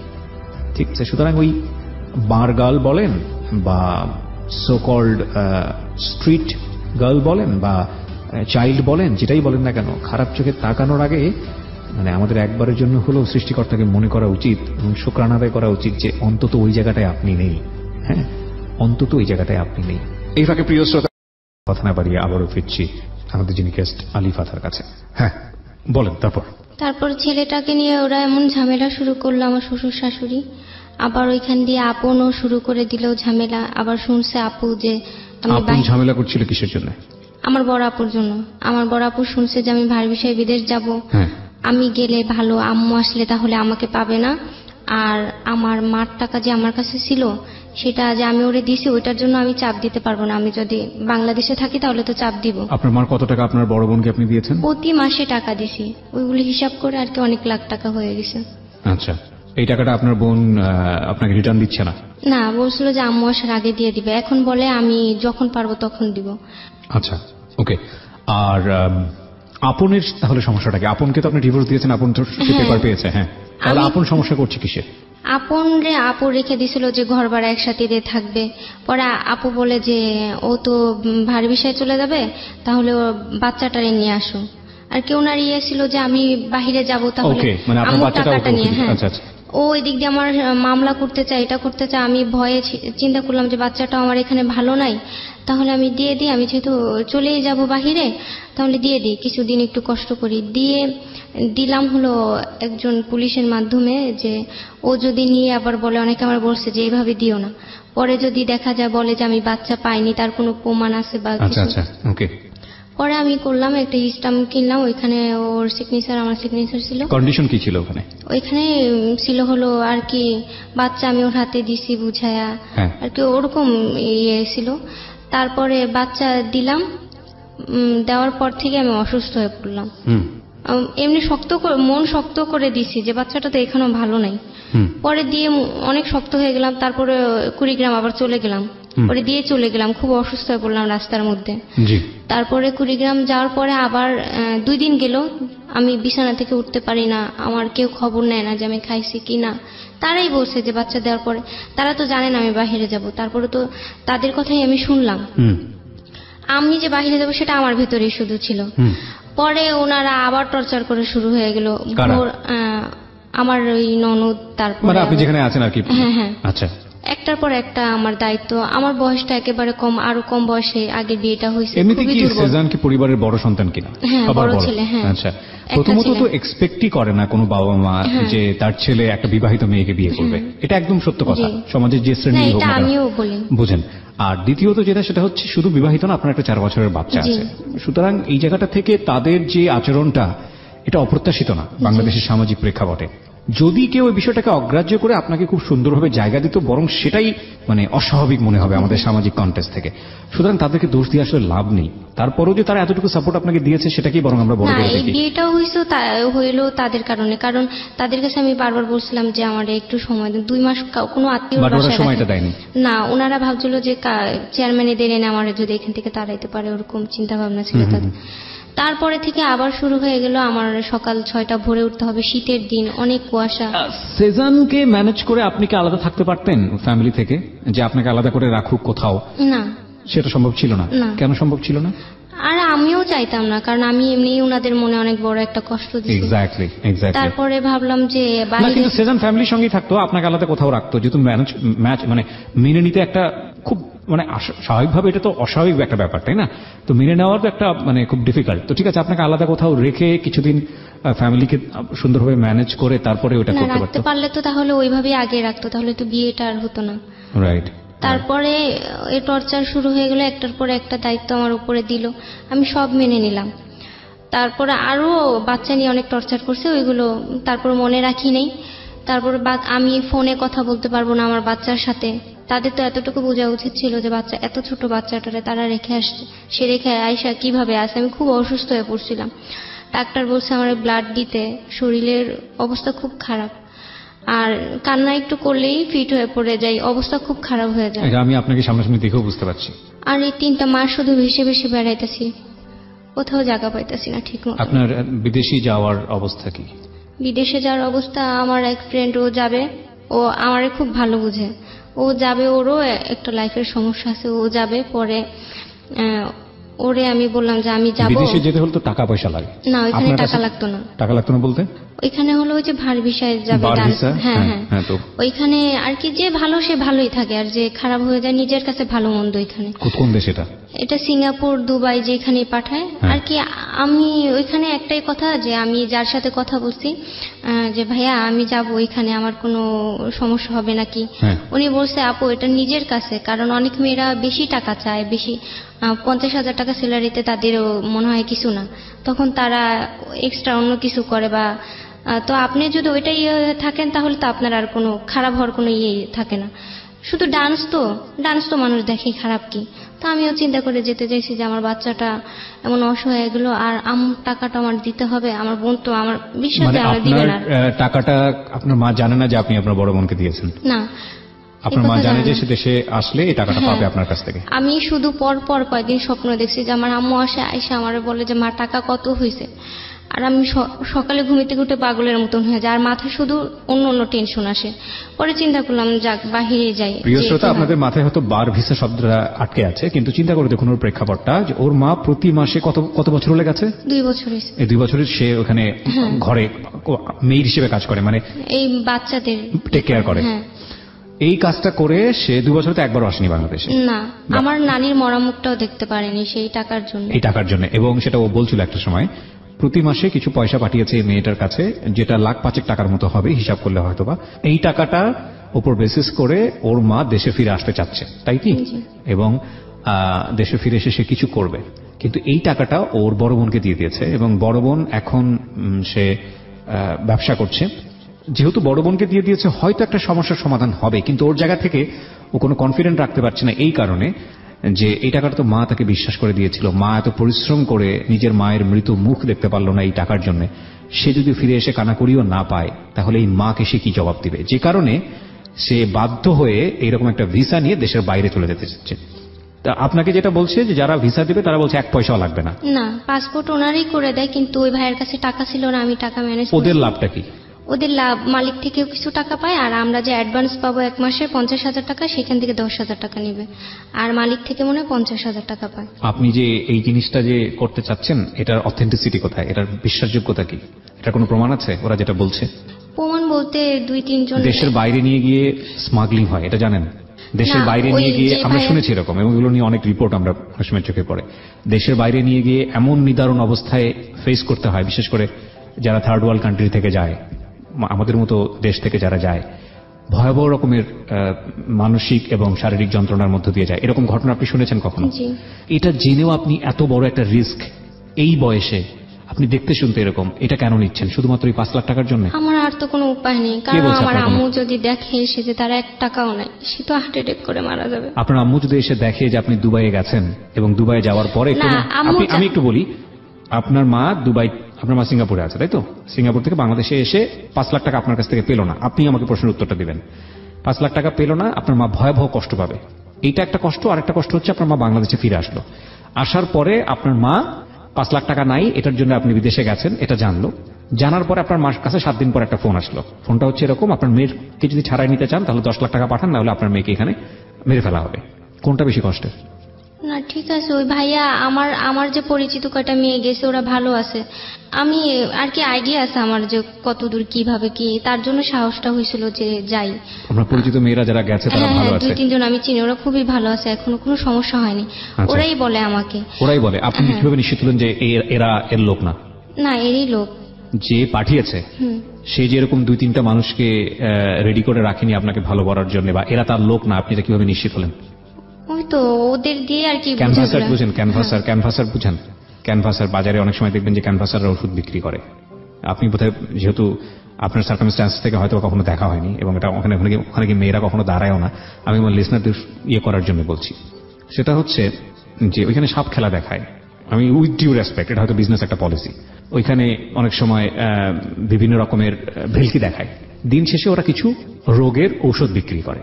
তো যখন ওষুধ সারাদিন ভেলকি দেখানোর পরে যখন লোকজন জড়ো হয়ে যায়, তখন ওরা ওই ঘুরে ফিরে ওষুধ বিক্রির কাছে চলে যায়, এবং ওষুধ বিক্রির কাছে যাওয়ার পরে ওরা ওই যে লোক সেট করে রাখে লোকজনের মধ্যে। কেউ কেউ বলে, হ্যাঁ ভাই গত সপ্তাহে নিয়েছিলাম, খুব ভালো কাজ দিছে, এটা ওদেরই লোক। তো আপনি কিভাবে নিশ্চিত হলেন যে আপনাকে টাকা দিয়ে নিয়ে যাচ্ছে এবং যারা আপনাকে ভালো বলছে তারা লোক না? আপনি বাংলাদেশে যে সমস্যা ফেস করছেন, আপনি অন্তত 10টা মানুষকে চেনেন। আপনি বিদেশে গিয়ে যদি এরকম এর চেয়েও জটিল কোনো অবস্থা ফেস করেন, আপনি কয়জন মানুষকে ওখানে চিনবেন? এটা সেজান বলছিল যদি কোনো ঝামেলা হয়, পরে ভাবলাম, পরে আমি বলছি। সেজান আপনাকে কি বলে? হ্যাঁ, এটা আপনি আমাকে একটু বলেন এই বিষয়ে। সেজান বলছে যদি ফেরত কোনোদিন না আসো, আর এই বিষয়ে আমি তোমার কোনোদিন যাইতে দিব না। আমি বলছি যে আমার উপর একটু বিশ্বাস রাখেন, আম্মুর টাকাটা শুধু দিলেই আমি চলে আসবো। সেজান কি টাকা পয়সা শোধ করার ব্যাপারে কোনো হেল্প করতে পারবে না? হ্যাঁ, বলছিল যে আমার ইচ্ছা ছিল যে আমার যে ওয়াইফ হবে তাকে আমি 1 লাখ টাকা কাবিন দিব, আর কি পারি না আর না পারি দিব 1 লাখ টাকা। তো বলছে যে আমি আমার টাইম লাগবে, একটু সময় দেওয়া লাগবে আমাকে। তো 1 লাখ টাকা তো আমার আম্মু তো আসবে কিছুদিনের মধ্যে। আমি যদি বাইরে চলে যেতাম, আম্মু শুনতো যে ওই টাকা দিয়ে আমি বাইরে গেছি অন্য একটা ভিসা, তো আম্মু জানতো না যে আসলে আমি কি ভিসায় গেছি। আমার আম্মু তাহলে একটু আমার উপর বিশ্বাসটা থাকতো, আম্মু কষ্টটা পাইতো না, কারণ এই টাকার জন্যই তো আমার নানির মরা মুখটা দেখেন এসে। তার জন্য চিন্তা করে এই ডিসিশন নিছে যে যাই তাহলে এখানে যে আমরে মাসে মাসে টাকাটা পাঠাবো। 5 লাখ টাকা যদি না হয়, কিছু টাকা দিয়েও আমি চলে আসবো, তারপর ঠিক মতন আমার বাচ্চা। আচ্ছা ঠিক আছে, আমরা আপনাকে মোটেও রায় দিচ্ছি না আপনি বিদেশ যান। আমার মনে হয় একজন শ্রোতাও আজকে অনুষ্ঠানের শুরুতে যেটা বলছিলাম যে আপনারা সিদ্ধান্ত দিবেন, একজনও আপনাকে বলবে না বিদেশ যাওয়ার জন্য। 1 লাখ যদি এখানে ভোট দেয়, একজনও বলবে না, আমি ডেফিনেটলি শিওর কেউ বলবে না। আপনার মার জন্যই তো আপনি যেতে চাচ্ছেন। আপনার মা কবে আসবে দেশে? আম্মু পরশুদিন আসবে। আগামী পরশুদিন? তো আপনার মার কাছে জিজ্ঞেস করে যান। আমার আম্মু মরে যাবে, আম্মুর সামনে যেতে পারবো না। কেন যেতে পারবেন না? আবার কালকে বাচ্চাটার কাছে আমি গেছিলাম, আমি শুনছি যে আর আপনি তো নিজেও মা, আপনার সন্তান যদি এরকম ভুল করতো, আপনার সন্তান এরকম ভুল করে, আপনি তখন মা হয়েছেন, সুতরাং মার বিষয়টা আপনি বুঝতে পারবেন। পৃথিবীতে আল্লাহর কাছ থেকে সবচেয়ে বড় গিফট হচ্ছে মা হওয়া, এবং পৃথিবীতে একটা সন্তানের জন্য সবচেয়ে বড় গিফট হচ্ছে যার মা বেঁচে আছে। এর চেয়ে বড় গিফট আর কিছুই নাই। কিছু কিছু ব্যতিক্রম আছে, সেটা অন্য জিনিস। আপনি মা হিসেবে চিন্তা করেন তো আপনার সন্তান এইরকম একটা সিচুয়েশনে, এবং সে জেনে শুনে এরকম একটা মানে ভয়াবহ রকম জীবন বেছে নিচ্ছে শুধুমাত্র 5 লাখ টাকার জন্য। আপনি নিজে মানতে পারতেন সেটা? আমি কিভাবে বুঝাই আম্মুরে, আমি তো বুঝাইতে পারবো না। আপনি মাকে গিয়ে বলেন, মা এরকম করছি, আমার ভিসা টিসা সবকিছু রেডি আছে, তুমি যে সিদ্ধান্ত দিবা আমি সেটা মেনে নিব। আপনার মা যদি বলে তুই যা, তাহলে আপনি যাবেন, আমরা কেউ কিছু বলবো না আপনাকে। তারপর কালকে আবার বাচ্চাটাকে আমি কিছুদিন আগে স্বপ্নে দেখলাম যে আমার বাচ্চাটার গাল কেটে গেছে। কালকে আমি পাগলের মতন ছুটে গেছি, চিনি না কোথায় বাসা, শুধু শুনছি বসিলা। পরে ওইখানে খোঁজাখুঁজি করতে করতে আমার ভাড়াও শেষ এক সময়। পরে হেঁটে হেঁটে খুঁজতে খুঁজতে পাও হাত পা ব্যথা বানায় ফেলছি। রাত 9টা বেজে গেছে, তারপর বাসা পাই না। অনেক জায়গায় ফোন দিছি, বলে আমরা চিনি না। অনেক জায়গায় গেছি, আবার আদাবর আসতে আবার গেছি, অনেকবার আসা যাওয়া করছি। পরে এক সময় যে আমাদের ফার্নিচার নিচে রুম চেঞ্জ করার টাইমে তখন ওই ভ্যান যে চালায় ওই আঙ্কেলকে ফোন দিছি। উনি যে অ্যাড্রেস দেয় শুধু ভুল হয়। ফোনে ফোনে বলে যে আম গাছ আছে, এটা আছে, ওইটা আছে, বাড়ি নাম্বার জানে না। সারা এলাকা কেরানীগঞ্জ খুঁজতে খুঁজতে ক্লান্ত হয়ে গেছি। 9টা বাজে, তখন ওই বাসা আমি পাইছি। পরে যে মালিক, তার সাথে আমার দেখা হয়। আমি বলছি ভাইয়া আমার এরকম, আমার বোন আছে, বাচ্চা আছে। পরে বলে কি হ্যাঁ এই বাসায় তো থাকে, কিন্তু আপনি কে? বলে আমি ওর মা। বলে আপনি মা মানে? তখন ওনাদের একটা সন্দেহ ঢুকে গেছে যে ওর মা তো বাহিরে থাকে, আমরা যেটা জানি। বলে আপনি কে? ওনারা আমার মনে করছে যে আমি মিথ্যা কথা বলে ওই বাসায় ঢুকে বাচ্চা নিয়ে নেব। পরে ওনারা আমার আটকায় ফেলছে ওইখানে কালকে। তারপর আমি কান্নাকাটি শুরু করছি, বিশ্বাস করেন ভাই ওটা আমারই বাচ্চা। পরে আপুরে ফোন দিছে, আপু বলে বের করেন আমাদের বাসা, আপনাদের বাসায় যে আমি ভাড়া নিছি, এখন যদি আমার বাসা থেকে কেউ হারা যায় এটার নিবে কে? পরে আপুর সাথে রাগারাগি হয়েছে, বলে ওরে বের করে দেন, আমার বাসা হ্যাঁ ঢুকতে দেয় না। বাসার মধ্যে আপনার বড় আপুর বাসায় এখন আপনার আগের হাজবেন্ড আছে? হ্যাঁ, ও যদি আজকে যদি ওরে তাড়াই দিত তাহলে আজকে আমার এই অবস্থা হতো। আমি মানতে পারলাম না বিষয়টা ব্যক্তিগতভাবে, মানে দিস ইজ ভেরি আনফেয়ার। মানে এটা আপনার বড় আপু, আমি জানি না এটা জাস্টিস হলো কিনা, হয়তো আপনার জায়গা থেকে কোনো লজিক থাকতে পারে, বাট যেখানে ডিভোর্স হয়ে গেছে সেখানে আপনার বাসায় এখন পর্যন্ত ওনার হাজবেন্ডের থাকাটা, এটা ওই যে একা যে ভাড়া দিয়ে সে থাকতে পারবে না তার জন্য রাখছে যে একটা মেয়ে। নিজের বাসা না, ওই তো মানুষের বাসা ভাড়া নিয়ে। বাট সেটার জন্য তো এইরকম একটা পরিস্থিতি যেখানে আপনি ডিভোর্স হয়ে গেছেন, আপনার অন্য একটা বিয়ে হয়ে গেছে, সেখানে না সে কেন আমাকে ওইখানে আর কি ওদের বাসায় উঠতে দেয় না? আম্মু আসলে টাকার জন্য আমার চাপ দিবে, আমি ওরে দেখাই দিব, পরে একটা সমস্যা হবে। আপুই জানে আমি ভার ভিসায় যাব, তো ও জানে যে যাবো এই মাসে চলে যাব। বসে যাক, ও চলে যাক। আর ও চায় না যে আমার বাচ্চার কাছে আমি যাই, গেলে তো আর বাহিরে আমি যাব না, পরে আম্মুরও কি জবাব দিবে। তারপরে আমি কালকে ওই যাওয়ার পরে আমার তো রুমের ভিতর ঢুকতে দেয়নি। ওরা দুপুর 2টা বাজে চুলা সিলিন্ডার গ্যাস, ওখানে গ্যাস নাই। পরে সেই চুলা ধরায়া আর কি যেন বসায়া দুজন শুয়ে আছে। ছোট বোনটা 8 বছরের, দুজন একাই থাকে বাসায়। দুজন বলতে আপনার ছোট বোনটা? ছোট বোন আর কে? আর আমার বাচ্চাটা। আর আপনার হাজবেন্ড, আগের হাজবেন্ড? ও চাকরিতে যায়। তার মানে বাসায় থাকে আপনার ছেলে আর ওই ছোট বোন, 8 বছরের ছোট বোন, আর আপনার হাজবেন্ড। বড় বোন সবকিছু জানে? মানে হ্যাঁ সবকিছু জানে, আমি সব বলছি। জানার পরেও এইরকম পরিস্থিতি সেটা পারমিট করেছে? হ্যাঁ জি। ও শুধু ওই যে ও যদি চলে যায় তাহলে একা রুম ভাড়া দিতে পারবে না, ও বাসা ভাড়া দেয়, দুজনে মিলে থাকে, তার জন্য আর ওরা তাড়ায় না। কালকে 2টা বাজে চুলা ধরায় ওরা ঘুমাইছে। ছোট বাচ্চা তো 8 বছর বয়স, আর কি বুঝে। রাত 9টা বেজে গেছে, সেই চুলায় সেটা পুড়ে সারা বাড়ি ধোয়া হয়ে গেছে। তারপর আমি কান্নাকাটি করতেছি, আমার বোন আসছে কারে নিয়ে আমারে মারার জন্য, তারপরে আরো মানুষ আসছে। পরে আমার বাসায় ঢুকতে দিবেন, ওরা গেট খুঁজছে, আর আমি ওদের ধাক্কা দিয়ে দৌড় দিয়ে চলে গেছি রুমের ভিতরে। যেয়ে দেখি যে আমার বাচ্চাটার গাল কাটা, মাথা কাটা। আমি স্বপ্নে যেটা দেখছিলাম, আমি পাগলের মতন কালকে সারাটা দিন খুঁজে রাত 9টা বাজে বাসা খুঁজে পাইছি। একবার চলে যেতে চাইছিলাম, মনের ভিতরে যেন কেমন লাগছে। আমি কালকে 9টা বাজে যদি এখানে না থাকতাম, ওরা ওই ঘরে আগুন লেগে মারা যেত। 2টার থেকে আগুন জ্বলতেছে ঘরে। আমি যা ওরা বুকে জড়াই ধরি, ঘুমে থেকে উঠে যখন দেখছি আমার মুখটা আমার জড়াই ধরে ওর শুকাই গেছে। 4 বছর বয়স, পরশুদিন হয়েছে, জন্মদিন গেছে। আমি ফোন দিই, কেউ আমার ফোন ধরে না। আমি অনেক কান্নাকাটি করছি, ফোন দিয়ে আমার কেউ একটু কথা বলে দেয় না। তারপর আমার বোন এসে আমার কোলে থেকে কেড়ে আমার ইচ্ছা মতন মারধর করলো, করে বাড়িওয়ালারে সাইডে নিয়ে শিখাই দিল যে বলবেন যে আপনার এই বাড়ি থেকে বের হন। আমি বুঝতে পারছি। পরে বাড়িওয়ালারা আমার সামনে ওরা হুমকি দিল, হুমকি দিয়ে বের করে তালা মেরে দিল আর চলে গেল। আর আমার ছোট বোনটা, আমার যে বোন, ওই যে ওর স্বামী যে ওই যে ইয়ে করে, নেতার ওইগুলো করে, পরে ওর আবার খুব পাওয়ার, এইগুলো নিয়ে একটু ইয়ে করে। ওরা আমার মারধর করে রাস্তার মধ্যে মারধর করছে, বাসায় করছে আবার বাইরেও করছে। মারধর করে আমি রাস্তায় পড়েছিলাম, বাচ্চাটারে নিয়ে চলে যেতেছে, আমি দৌড়াইতে ওরা গাড়িতে উঠে গেছে। আমি পাগলের মতন কালকে হয়ে গেছি, রাস্তায় পড়েছিলাম আধা ঘন্টা, কেউ একটা মানুষ ধরে নাই আমার। একজন বলে যে মেয়ে যদি মারা যায় আমাদের নামে কেস হবে, আরেকজন বলে ধরে মেডিকেলে নেন, বলে আপনি নেন, কেউ ধরে না। পরে একটা মহিলা এসে মাথায় পানি দিয়ে পানি খাওয়ায়া পরে আমার বলে, মা তুমি যেখান থেকে আসতে চলে যাও। আমি পাগলের মতন রাস্তায়, আমার যেভাবে মারছে আমার শরীরে একটু বল ছিল না। আমি রাস্তায় হাঁটতে হাঁটতে আবার পড়ে গেছি, আর একটু হলে ট্রাকের নিচে পড়তাম। ট্রাকটা থেমে গেছে, নাহলে কালকে মারা যেতাম। তারপরে বসিলার একটু সামনে যে আমি সিএনজি থামাই, আমার কেউ নেয় না। সবাই আমার অবস্থা দেখে ভাবে কি আমি পাগল। একজন বলে, ভাই এটার উঠে না, পরে সমস্যা হবে। আমি বলি, ভাই আমি পাগল না, আমার একটু গাড়িতে উঠান। অনেক রাত হয়ে গেছে, তখন আমার কেউ গাড়িতে উঠায় না। একটা সিএনজিতে উঠছি, উঠার পরে কান্না দেখে একজন বলে, কে নামান এই ব্রিজে, এখনই নামান, পরে কোন সমস্যা হবে আমাদের পুলিশ ধরবে। আমার অবস্থা খুব খারাপ ছিল কালকে, আমার খুব মারধর করছে, সবাই মনে করছে আমি রাস্তার পাগল মেয়ে।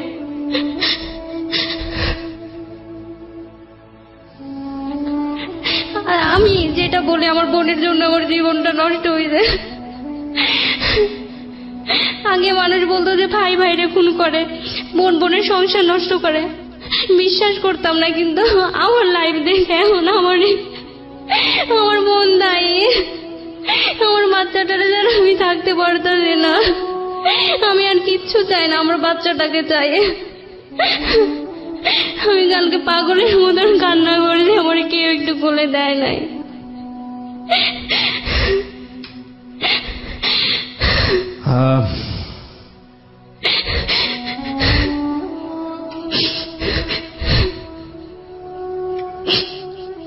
কি বলার আছে, আমরা মানে কি বললে আসলে এই পরিস্থিতি থেকে ওকে বোঝানো সম্ভব যে ওর সামনে জীবনটা সুন্দর। আমরা আসলে কিছু পজিটিভ জিনিসকে আমরা দেখতে পাই। যদি আপনি আমাকে একটু সুযোগ দেন প্লিজ। সেটা হলো যে একটা কাজ করি, ছোট্ট একটা বিরতি নেই। আলিফা এখনো স্ট্যান্ড বাই স্টুডিওতে, রাত 1টা বাজে, এবং কয়েকটা কথা বলার আগে পুরো গল্পটার একটা সামারি আপনাদেরকে দিতে চাই। আলিফার জন্ম হয়েছে এমন একটা ঘরে যেখানে বাবা ছিল না বলতে গেলে। জন্মের পরে বাবাকে পায়নি সে অর্থে। ওরা 4 বোন। প্রথম বোন যে এখন ব্যবসায়ী, একটা ছোটখাটো দোকান আছে। তারপরের মেজ বোনটাই হচ্ছে ও, এবং তারপর আরো 2 বোন আছে। ওদের 3 বোন এখন বিবাহিত, এবং না 3 বোন না 2 বোন অ্যাকচুয়ালি, কারণ বড় বোনটার এখনো বিয়ে হয়নি। ওর ছোট বোন মানে আলিফার ছোট বোনটা এখন বিবাহিত। আলিফার জীবনে এমন একটা সময় গেছে ছোটবেলাতে যখন সে বাবা মায়ের স্নেহ আদর বলতে কিছুই পায়নি। নানুর কাছে বড় হয়েছে। ওই সময়টাতে শুধু ভালো থাকার জন্য, যখন সে বিয়ে বোঝে না, ভালোবাসা বোঝে না, তখন এমন একটা ছেলের পাল্লায় সে পড়েছিল যে ছেলেটা তাকে জীবনে সুখী করতে পারেনি। এবং ছেলেটার অভ্যাসই ছিল, আলিফার কথা যদি মেনে চলি বা আলিফাকে যদি বিশ্বাস করি, ছেলেটার অভ্যাসই ছিল যে মেয়েদেরকে পটানো, মানে আলিফার কথা যদি আমরা সত্য বলে ধরে নিই। কিন্তু এর বাইরেও কথা আছে, কারণ আমি সবসময় বলি একজন মানুষকে যখন একজন মানুষ অ্যাকিউজ করে, ওটাই সত্য বলে মানাটা আইনত উচিত নয়, লিগেলি উচিত নয়, মানবিকভাবে উচিত নয়, কারণ ওই মানুষটারও ভাষ্য থাকতে পারে। সুতরাং সেই দিক থেকে বিশ্বাস করবেন কি করবেন না একান্তই আপনার ব্যাপার। কারণ আলিফা 11 বছর বয়সে ওই ছেলেটাকে বিয়ে করে। বিয়ে করার পরে সে এরকম অনেক অভিযোগ পেয়েছে, এবং অভিযোগের প্রেক্ষাপটে গায়ে হাত তোলা, নেশা করা, এরকম একটা সময় গিয়ে জীবন যখন অতিষ্ঠ, তখন ওই ছেলেটাকে ছেড়ে সে একটা নতুন জীবনের উদ্দেশ্যে আরেকটা ছেলের সঙ্গে পাড়ি জমায়। সেই ছেলেটা হচ্ছে সেজান। এবং সেজানের নামটা আমি অনুষ্ঠানে কোনো হাইড করিনি, কারণ সেজান তার বর্তমান হাজব্যান্ড, এবং সে খুব ভালো ছেলে। ভালো ছেলে কেন বলছি সেটার একটা বিশেষ কারণ আছে, আমি একটু পরে বলবো। এবং সেজানের সাথে তার যে সম্পর্ক, সেজান সেখানে খুব বীরত্বের পরিচয় দিয়েছে, এবং এত ভালো ভাবে পরিচয় দিয়েছে, কারণ যখন তার কোথাও কোনো আশ্রয় হচ্ছিল না, তখন এরকম একটা গ্রামীণ পরিবেশে সালিশের মধ্যে তাকে বউ হিসেবে স্বীকৃতি দেয়া, একটা বাচ্চা সহ, এটা চারটিখানি কথা নয়।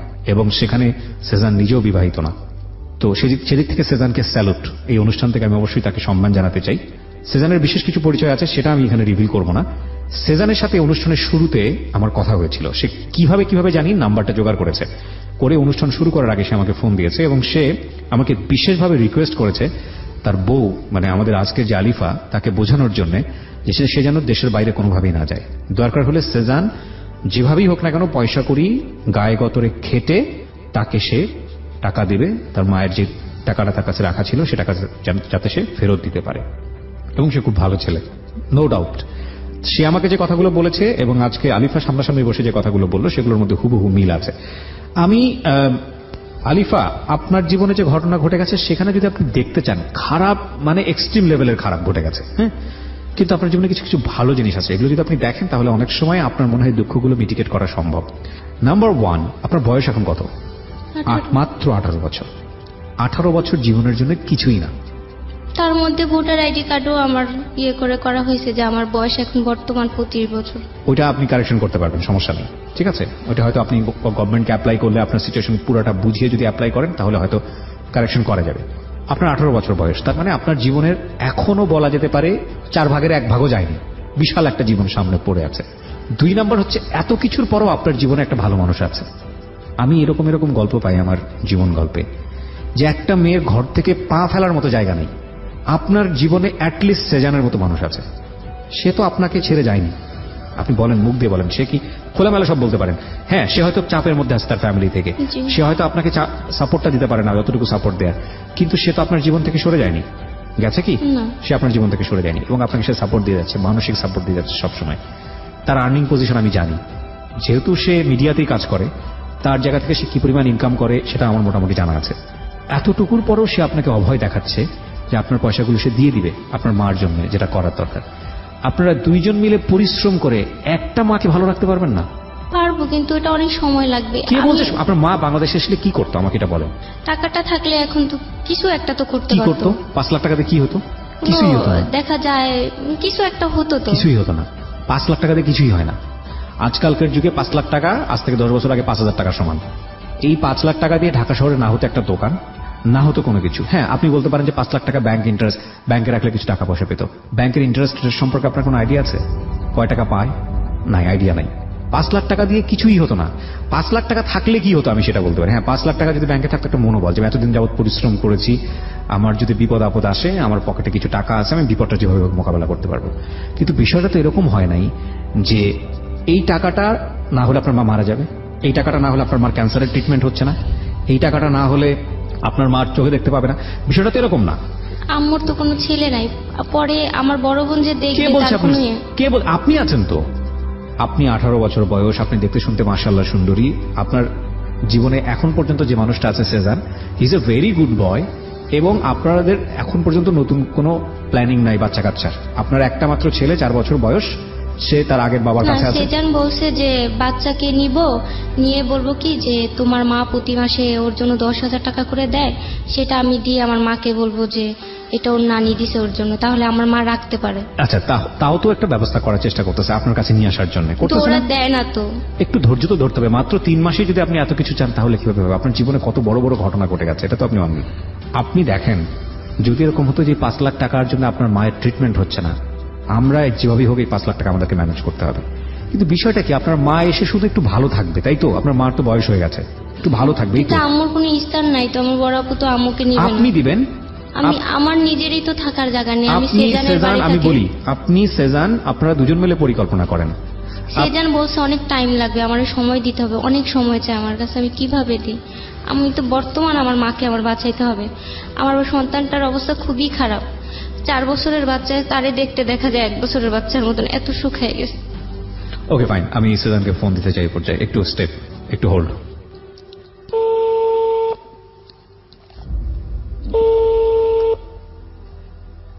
হ্যালো। সেজান, আমি কিবরিয়া। হ্যাঁ, কি অবস্থা ভাইজান? এই তো ভালো আছে। আমি তো অনুষ্ঠান শুরুর আগে আপনার সঙ্গে একবার কথা বলেছিলাম, তো এখন মনে হলো যে একটু অনুষ্ঠানের মাঝখানে আপনার সঙ্গে একটু কথা বলা দরকার। আমি একদম শেষের দিকে চলে আসছি। আমার শুধু একটা বিষয় একটু জানার দরকার সেজান। আপনি যে বিষয়গুলো নিয়ে কথা বলেছেন সেগুলো সবই সঠিক, এগুলো আলিফা বলেছে। আলিফা ইনফ্যাক্ট আমার সামনেই বসে আছে। আলিফার একটা অনেক বড় অনিশ্চয়তা জায়গা, যেটা আমি ওকে বোঝানোর চেষ্টা করছিলাম যে ওর মাকে ভালো রাখাটাই মূল কথা, এবং সেটা সে বাংলাদেশে আসার পরে যদি 5 লাখ টাকা না পায় সেটা সে কষ্ট পাবে, ঠিক আছে, কিন্তু ওর মা তো এই টাকাটা সেভ করেছে তার ভালো থাকার জন্য, বাংলাদেশে এসে যাতে কষ্ট না করতে হয়। তো সেটা যদি আলিফা ব্যবস্থা করতে পারে, বা আপনারা 2জন মিলে যদি একজন মানুষকে ভালো রাখতে না পারেন, মানে আপনার শাশুড়িকে যদি ভালো রাখতে না পারেন, তাহলে বিষয়টা কেমন হলো? তো সেটা যদি আপনি এনশিওর করেন যে আপনি এবং আলিফা, আপনারা যেভাবেই হোক না কেন, গায়ে গতরে খেটে হোক, পরিশ্রম করে হোক, ওনার মাকে মানে আপনার শাশুড়িকে ভালো রাখবেন, এটুকু কি আপনি নিশ্চয়তা দিতে পারেন? বা এটার জন্য কি আপনার অনেক বেশি সময় লাগবে? যদি লেগে থাকে সেটা কেন? আসলে না, আসলে ওইভাবে সময় না লাগারই কথা। এটা হচ্ছে আম্মুর সঙ্গে একটু কথা বলা দরকার, সেক্ষেত্রে মানে আমার শাশুড়ি আম্মা। আচ্ছা, সেটা হচ্ছে উনি যেহেতু 15 দিন পরে হয়তো আসবে, তো 15 দিনের মধ্যেই চলে আসবে। আসলে ওনার তো একটা চাওয়া পাওয়া কিংবা মতামত থাকতে পারে।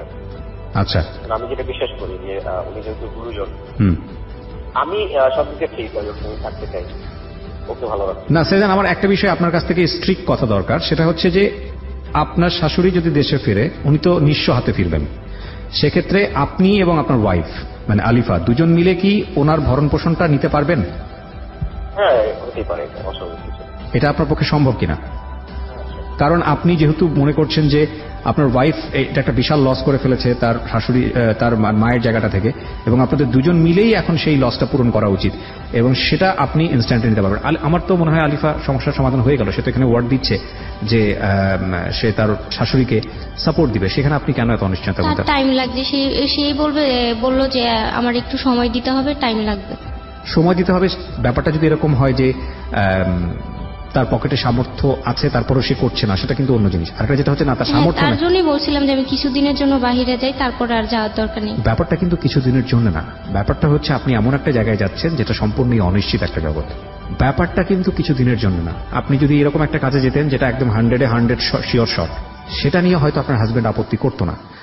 আপনার যেহেতু হাজবেন্ড, তার মতামত থাকতেই পারে, কিন্তু আপনি এমন একটা ভিসা নিয়ে যাচ্ছেন বা এমন একটা জায়গায় যাচ্ছেন যেখানে আপনার 2 পয়সা লাগছে না এবং উল্টো আপনাকে টাকা সাচ্ছে, এবং যেখানে অহরহ এরকম বিপদ ঘটছে, সেখানে কিন্তু এরকম একটা ভয়াবহ ঘটনা ঘটতেই পারে। ওইটা হলো কিন্তু হ্যাঁ, বাচ্চাটা নিয়ে আমার বাচ্চাটার অবস্থা খুবই খারাপ, ঠিক মতন খায় না, ঠিক মতন ওর কোনো যত্ন নেই। আপনার বাচ্চাটা এখন যে অবস্থার মধ্যে আছে সেটা একটা সিচুয়েশনাল কজ। আপনার বাচ্চাটাকেও সেজান নিতে চেয়েছে, অস্বীকার কিন্তু করেনি, সে কিন্তু ফোনে আছে। একটু সময় লাগবে, এটুকুর জন্য তো আপনাকে ধৈর্য ধরতে হবে। আমি এতটুকু বলতে পারি না, যেহেতু একটা ঘটনা ঘটায় ফেলছি আমরা, যেটা ঘটে গেছে, তাই না? জি। তো ওই একটু ধৈর্য করতে হবে, কারণ ওর আগের হাজবেন্ড কিংবা ওর বোনরা ওরা একটু রেগে আছে আর কি, তাই না? জি। তো হুট করে চাইলে দিতে যাবে না, ওরা ভাববে যে বাচ্চাটা ইনজিওর হবে আমাদের কাছে, কিন্তু ভালো থাকবে না হয়তো। জি। এগুলো যখন আম্মু আসবে এখন শাশুড়ি মা, তো সেগুলো হচ্ছে কথাবার্তা বলে সব হয় না, সামাজিক ভাবে ভালোভাবে সবকিছু হয়। উনি যেভাবে সহজভাবে এটা নিতেছে, আসলে এটা সহজভাবে না। আমার মা আসলে এটা জীবনে মানবে না। এক তো তার টাকা আমি নষ্ট করে ফেলছি, আবার দ্বিতীয় একটা বিয়ে করছি, সে তো এটা মেনে নিবে না। তো আপনার মা কি তাহলে এটা মানবে যে আপনি বার ভিসা নিয়ে দেশের বাইরে গেছেন? না, আম্মুকে মিথ্যা কথা বলে যেতাম, কারণ আম্মু তো আমার বিশ্বাস করে টাকাগুলো দিয়েছিল। আম্মুকে মিথ্যা কথা বলবেন আর আম্মু একসময় বুঝবে না বিষয়টা? না, এই মিথ্যাটাই তো প্রতারণা, তাই না? সবচেয়ে ভাই বিষয়টা হচ্ছে আমরা প্রতারণা থাকতে চাই না। না, প্রতারণা তো অন্য জিনিস, প্রতারণা তো আছেই। আর ও লাইফের রিস্কটা কি নিচ্ছে? একটা হচ্ছে যে মাকে না হয় মিথ্যা কথা বললো, মা না হয় কনসিডার করে দিল, কিন্তু ও রিস্কটা কি নিচ্ছে, কত ভয়াবহ একটা রিস্ক নিচ্ছে, তাই না? এইটাই তো হচ্ছে মূল। নাগরিক হিসেবে এটা আমরা চাই না, এটা আমরা কোনোভাবেই চাই না যে আমার ওয়াইফ। সেজান ফোনে আছে, আপনি এখন স্টুডিওতে লাখ লাখ মানুষ আপনাকে শুনতেছে, আপনি যদি সেজানের এগেইনস্টে কোনো কমপ্লেইন থাকে আপনি করতে পারেন। প্রথম কথা হচ্ছে আমার দৃষ্টিকোণ থেকে he is a hero, cause নইলে সে এরকম হাজার হাজার মানুষের মধ্যে পুরো গ্রামটাকে এক সাইড করে দিয়ে আপনাকে সে একসেপ্ট করতো না। এটা আপনি স্বীকার করেন আর নাই করেন না, আমি নিজেকে চিন্তা করলেও আমার এত সাহস নাই। আর দ্বিতীয় কথা হচ্ছে সে অবিবাহিত একটা ছেলে, আমি বারবারই জায়গাটা নক করছি, তার পারিবারিক জায়গা থেকে আপনি যতটুকু সাপোর্ট পেয়েছেন আলহামদুলিল্লাহ, যতটুকু পান নাই ওটুকু আপনার কষ্টের জায়গা, ঠিক আছে, কিন্তু ও আপনার ভালোর জন্য এখন পর্যন্ত কিন্তু এটা বলতেছে যে আপনাকেও সাপোর্ট দিবে, মানসিকভাবে দিবে, আর্থিকভাবে। আমি জানি ওর পেশাটা কি, সেখানে কত টাকা ইনকাম হয় সেটাও আমার জানা আছে। ও যদি রেগুলার একটা জবে থাকতো তাও একটা কথা ছিল যে ও যে কয় টাকা পয়সা ইনকাম করে সেটা আপনাকে দেয় না। ও যে পয়সাটুকু ইনকাম করে সেটুকু আপনাকে যে কোনোভাবেই হোক সাপোর্ট দেওয়ার চেষ্টা করতেছে এবং করবে। সেখানে আপনার যে জিনিসটা এই মুহূর্তে প্রয়োজন সেটা হচ্ছে ধৈর্য। আপনি তো ইচ্ছা করে ভুলটা করেননি, আপনি তো এই পয়সাটা আপনার হাজবেন্ডকে দেননি, দিয়েছেন আপনার আগের হাজবেন্ড, আপনার নিজের বোনকে দিয়েছেন। তো নিজের বোনকে কে পেটে ধরেছে? আপনার মা পেটে ধরেছে। অ্যাটলিস্ট তাকে ফেস করতে দেন, আপনার বোনকে তার মাকে ফেস করতে দেন যে টাকাটা সে নিয়েছে, তাকে ফেস করতে দেখেন, দেখেন সে কি আনসার দেয়। আর এত কিছুর পরে, এত ঘটনা জানার পরে সেজানকে যদি আপনার মা সাপোর্ট না করে তাহলে আপনার মা ভুল করবে। এটা আমি খুব দ্ব্যর্থহীন কণ্ঠে বললাম, যদি সে আপনাকে বিন্দু মাত্র ভালোবাসে। আমার বড় বোন অনেক খারাপ খারাপ কথা বলছে। আমি বড় বোনের জায়গায় যেতেই চাচ্ছি না, আমি আপনার মায়ের জায়গাটাই থাকতে চাই। দেখুন আপনার কি অবস্থা ছিল, আপনার থাকার কোনো জায়গা নাই, সেই অবস্থায় একটা ছেলে আপনাকে সাপোর্ট দিয়েছে যেভাবেই দেখ না কেন। তো সেই জায়গাটা যদি আপনার মা বুঝতে পড়ে যদি আপনাকে সাপোর্টটা না দেয় তাহলে এটা আপনার দুর্ভাগ্য মনে করে নিতে হবে। মার বিরুদ্ধে কোনো কমপ্লেন নাই, এটা আমার দুর্ভাগ্য। দেখেন আজকের অনুষ্ঠানে আমি এত কথা বলছি, এত কাউন্সিলিং এর জায়গা আমার কখনোই ছিল না আমার অনুষ্ঠানে। আপনি আসছেন বিকজ অফ একটা সাজেশনের জন্য, দ্যাটস ওয়াই আমি এত কথা বলছি। এবং সেজানো যখন অনুষ্ঠানটা শুরু হয় তখন আমাকে ফোন করে একটা কথাই বলেছিল, ভাইয়া ওকে প্লিজ বোঝান যে ও যাতে দেশের বাইরে এইভাবে না যায়, বার ভিসা নিয়ে ও যাতে না যায়। ভাইয়া সেটা হলো আমি বাচ্চাটা চাই ভাইয়া, আমি পাগল হয়ে যেতেছি একেবারে। বাচ্চাটা আপনার কাছে আসবে, নিশ্চয়ই আসবে। আপনি মা, লিগ্যালত আইনত বাচ্চাটার অধিকার না, সবাই বলে যে আমার বিয়ে হয়েছে এখন বাচ্চার কোনো অধিকার নেই। কে বলছে আপনাকে? সবাই বলে এটা নিয়ে, সবাই বলে। আপনি এগুলো বলে মারধর করছে সবাই। আপনি এভাবে যায়েন না, এভাবে যায় না। আমি যত জানি সেজানের সঙ্গে আপনার আগের হাজবেন্ডের কথাবার্তা হয় মাঝে মাঝে, সেজান হয়তো কথা না। তো তাহলে আমার মনে হয় যে আপনি নিজে থেকেও একটু ওনাকে বোঝান, কনভিন্স করার চেষ্টা করেন। বাচ্চাটাকে বোধহয় আপনাদের ফ্যামিলি থেকে একটা প্রবলেম হচ্ছিল যে কারণে ওকে দেওয়া, আগের হাজবেন্ডকে দেয়া। তো যেহেতু আপনার জায়গা থেকে একটা সাপোর্ট আছে এবং ও বাচ্চা ছাড়া আসলে থাকতেও পারবে না, আর এবং কোনো মায়ের পক্ষে আসলে সম্ভব না, তো সেক্ষেত্রে আমার মনে হয় যে আপনি আপনার ওয়াইফকে একটু ভালো করে কাউন্সিলিং করেন যে কিভাবে ওকে ফিরিয়ে নিয়ে আসা যাবে। আর যেহেতু ওর আগের হাজবেন্ডের সঙ্গে আপনার যোগাযোগ আছে, তাকেও একটু বলেন যে একটু ভদ্রচিত ব্যবহার করতে, যাতে করে ওর সাথে এই ধরনের খারাপ আচরণ না করে। হ্যাঁ, তো এখানে আপনার আসলে মানে আপনি যতটুকু করবেন ততটুকুই আমি মনে করি এটা একটা সওয়াবের কাজ। আর মানে আপনাকে বোঝানোর আমার কিছুই নাই, কারণ আপনি যথেষ্ট বোঝেন এবং আপনি গণমাধ্যমে মোটামুটি একটা প্রভাবশালী জায়গাতে আছেন। তো আমি পুরো পরিচয়টা রিভিল করছি না। তো সেই জায়গা থেকে আসলে আমি মনে করি যে আপনার একটা বড় সাপোর্ট এবং জোর না করে ওর হাতটা ধরে রাখা সবসময় এখন প্রয়োজন। কারণ মাত্র 18 বছর বয়স, এই বয়সে ও যে কোনো ভুল সিদ্ধান্ত নেবে, ব্যাপারে কোনো সন্দেহ নাই। স্টিল অনেকগুলো ভুল সিদ্ধান্ত নিয়েই ফেলছে। হ্যাঁ, তো আমার মনে হয় যে আসলে আমার চেয়ে আপনার জায়গাটা অনেক বেশি শক্তিশালী অ্যাজ এ হাজব্যান্ড হিসেবে। হ্যাঁ, আর আমি জানি না আপনার জায়গা থেকে কতটুকু কঠিন, ওর থাকার জায়গাটা এনশিওর করাটা কিন্তু খুব জরুরি। ওর কিন্তু ও খুবই ভার্নারেবল। ও কখনো এখানে থাকছে, কখনো বন্ধুর বাসায় থাকছে, কখনো বান্ধবীর বাসায় থাকছে, এরকম করে একটা সময় বড় একটা বিপদে পড়ে যাবে। সো আমার মনে হয় যেটাই হোক না কেন, আপনার ফ্যামিলিতে থাকতে না পারলেও আপনার এটা নৈতিক দায়িত্ব এবং সামাজিক দায়িত্ব আপনার স্ত্রীর সামাজিক নিরাপত্তা দেয়া। এটা আপনি কিভাবে দেবেন আমি জানি না, বাট এটা আপনার দায়িত্ব এবং লিগালি দায়িত্ব। এটাকে আপনার এনশিওর করতেই হবে বাই হুক অর ক্রুক। এই মুহূর্তে আপনার সেটা করা উচিত। সো আমার জায়গা থেকে শুধু এটুকুই বলার আছে, এছাড়া আর কিছু বলার নেই। থ্যাংক ইউ সেজান, প্রয়োজন হলে আপনার সঙ্গে পরে কথা বলবো। সো দিস ইজ ইট, বাকিটুকু আপনারই সিদ্ধান্ত, কারণ এই অনুষ্ঠানটা শেষ হওয়ার পরে কোনো রাইট নাই আপনার সঙ্গে আমার যোগাযোগ করার বা আপনাকে বোঝানোর। আমার যতটুকু বলার আমি বলেছি, এরপরে আপনি যে সিদ্ধান্ত নেবেন সেটা একান্তই আপনার সিদ্ধান্ত। ভাইয়া বাচ্চাটা যদি পাই তাহলে আর কোনো ভুল সিদ্ধান্ত নিব না। এটা আপনার ইমোশনের জায়গা থেকে আপনি বলছেন, এবং এই ইমোশন খণ্ডানোর কোনো পলিসি আমার জানা নাই, কারণ এই ইমোশন মায়ের ইমোশন। এই ইমোশন পৃথিবীর শ্রেষ্ঠতম ইমোশন, এবং এই ইমোশনে আমি আপনাকে কিছুই বোঝাতে পারবো না, পৃথিবীর কোনো মানুষ বোঝাতে পারবে না। কারণ কিভাবে পাবো আমার বাচ্চাটা? আপনি বাচ্চাটা পাবেন আমি জানি না, এটা সৃষ্টিকর্তাই ভালো জানে। আপনি শুধু ধৈর্য ধরেন, আল্লাহর কাছে প্রার্থনা করেন, আপনার বাচ্চা আপনার কাছে ফিরে আসবে। এবং আমি আপনাকে ধৈর্য ধরতে বলবো, আপনাকে ইবাদত করতে বলবো, আর একই সাথে এইরকম একটা ভুল সিদ্ধান্ত না নিতে বলবো। কারণ আপনি একটা নরক থেকে বাঁচার জন্য আরো একটা বড় নরকে ঝাঁপ দিচ্ছেন। এটা কখনোই কোনো সমাধান হতে পারে না। This is the end of the story.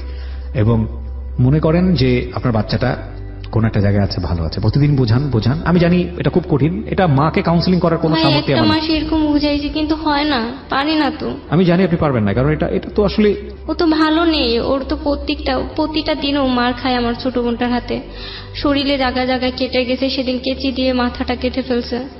আর সারাদিন ওই দুইটা বাচ্চা একা থাকে ওই বাসাটার মধ্যে, বাইরে চলে যায়, খুঁজে নিয়ে আসে বাসা থেকে। আমি এই ফিল্ডের জায়গায় অত্যন্ত অসহায়, এখানে আমি কিছুই বলতে পারবো না। এই কাউন্সিলিং এর জায়গায় আমি রিয়েলি মানে স্পিচলেস। এখানে যা বলবো সব ভাওতাবাজি হবে।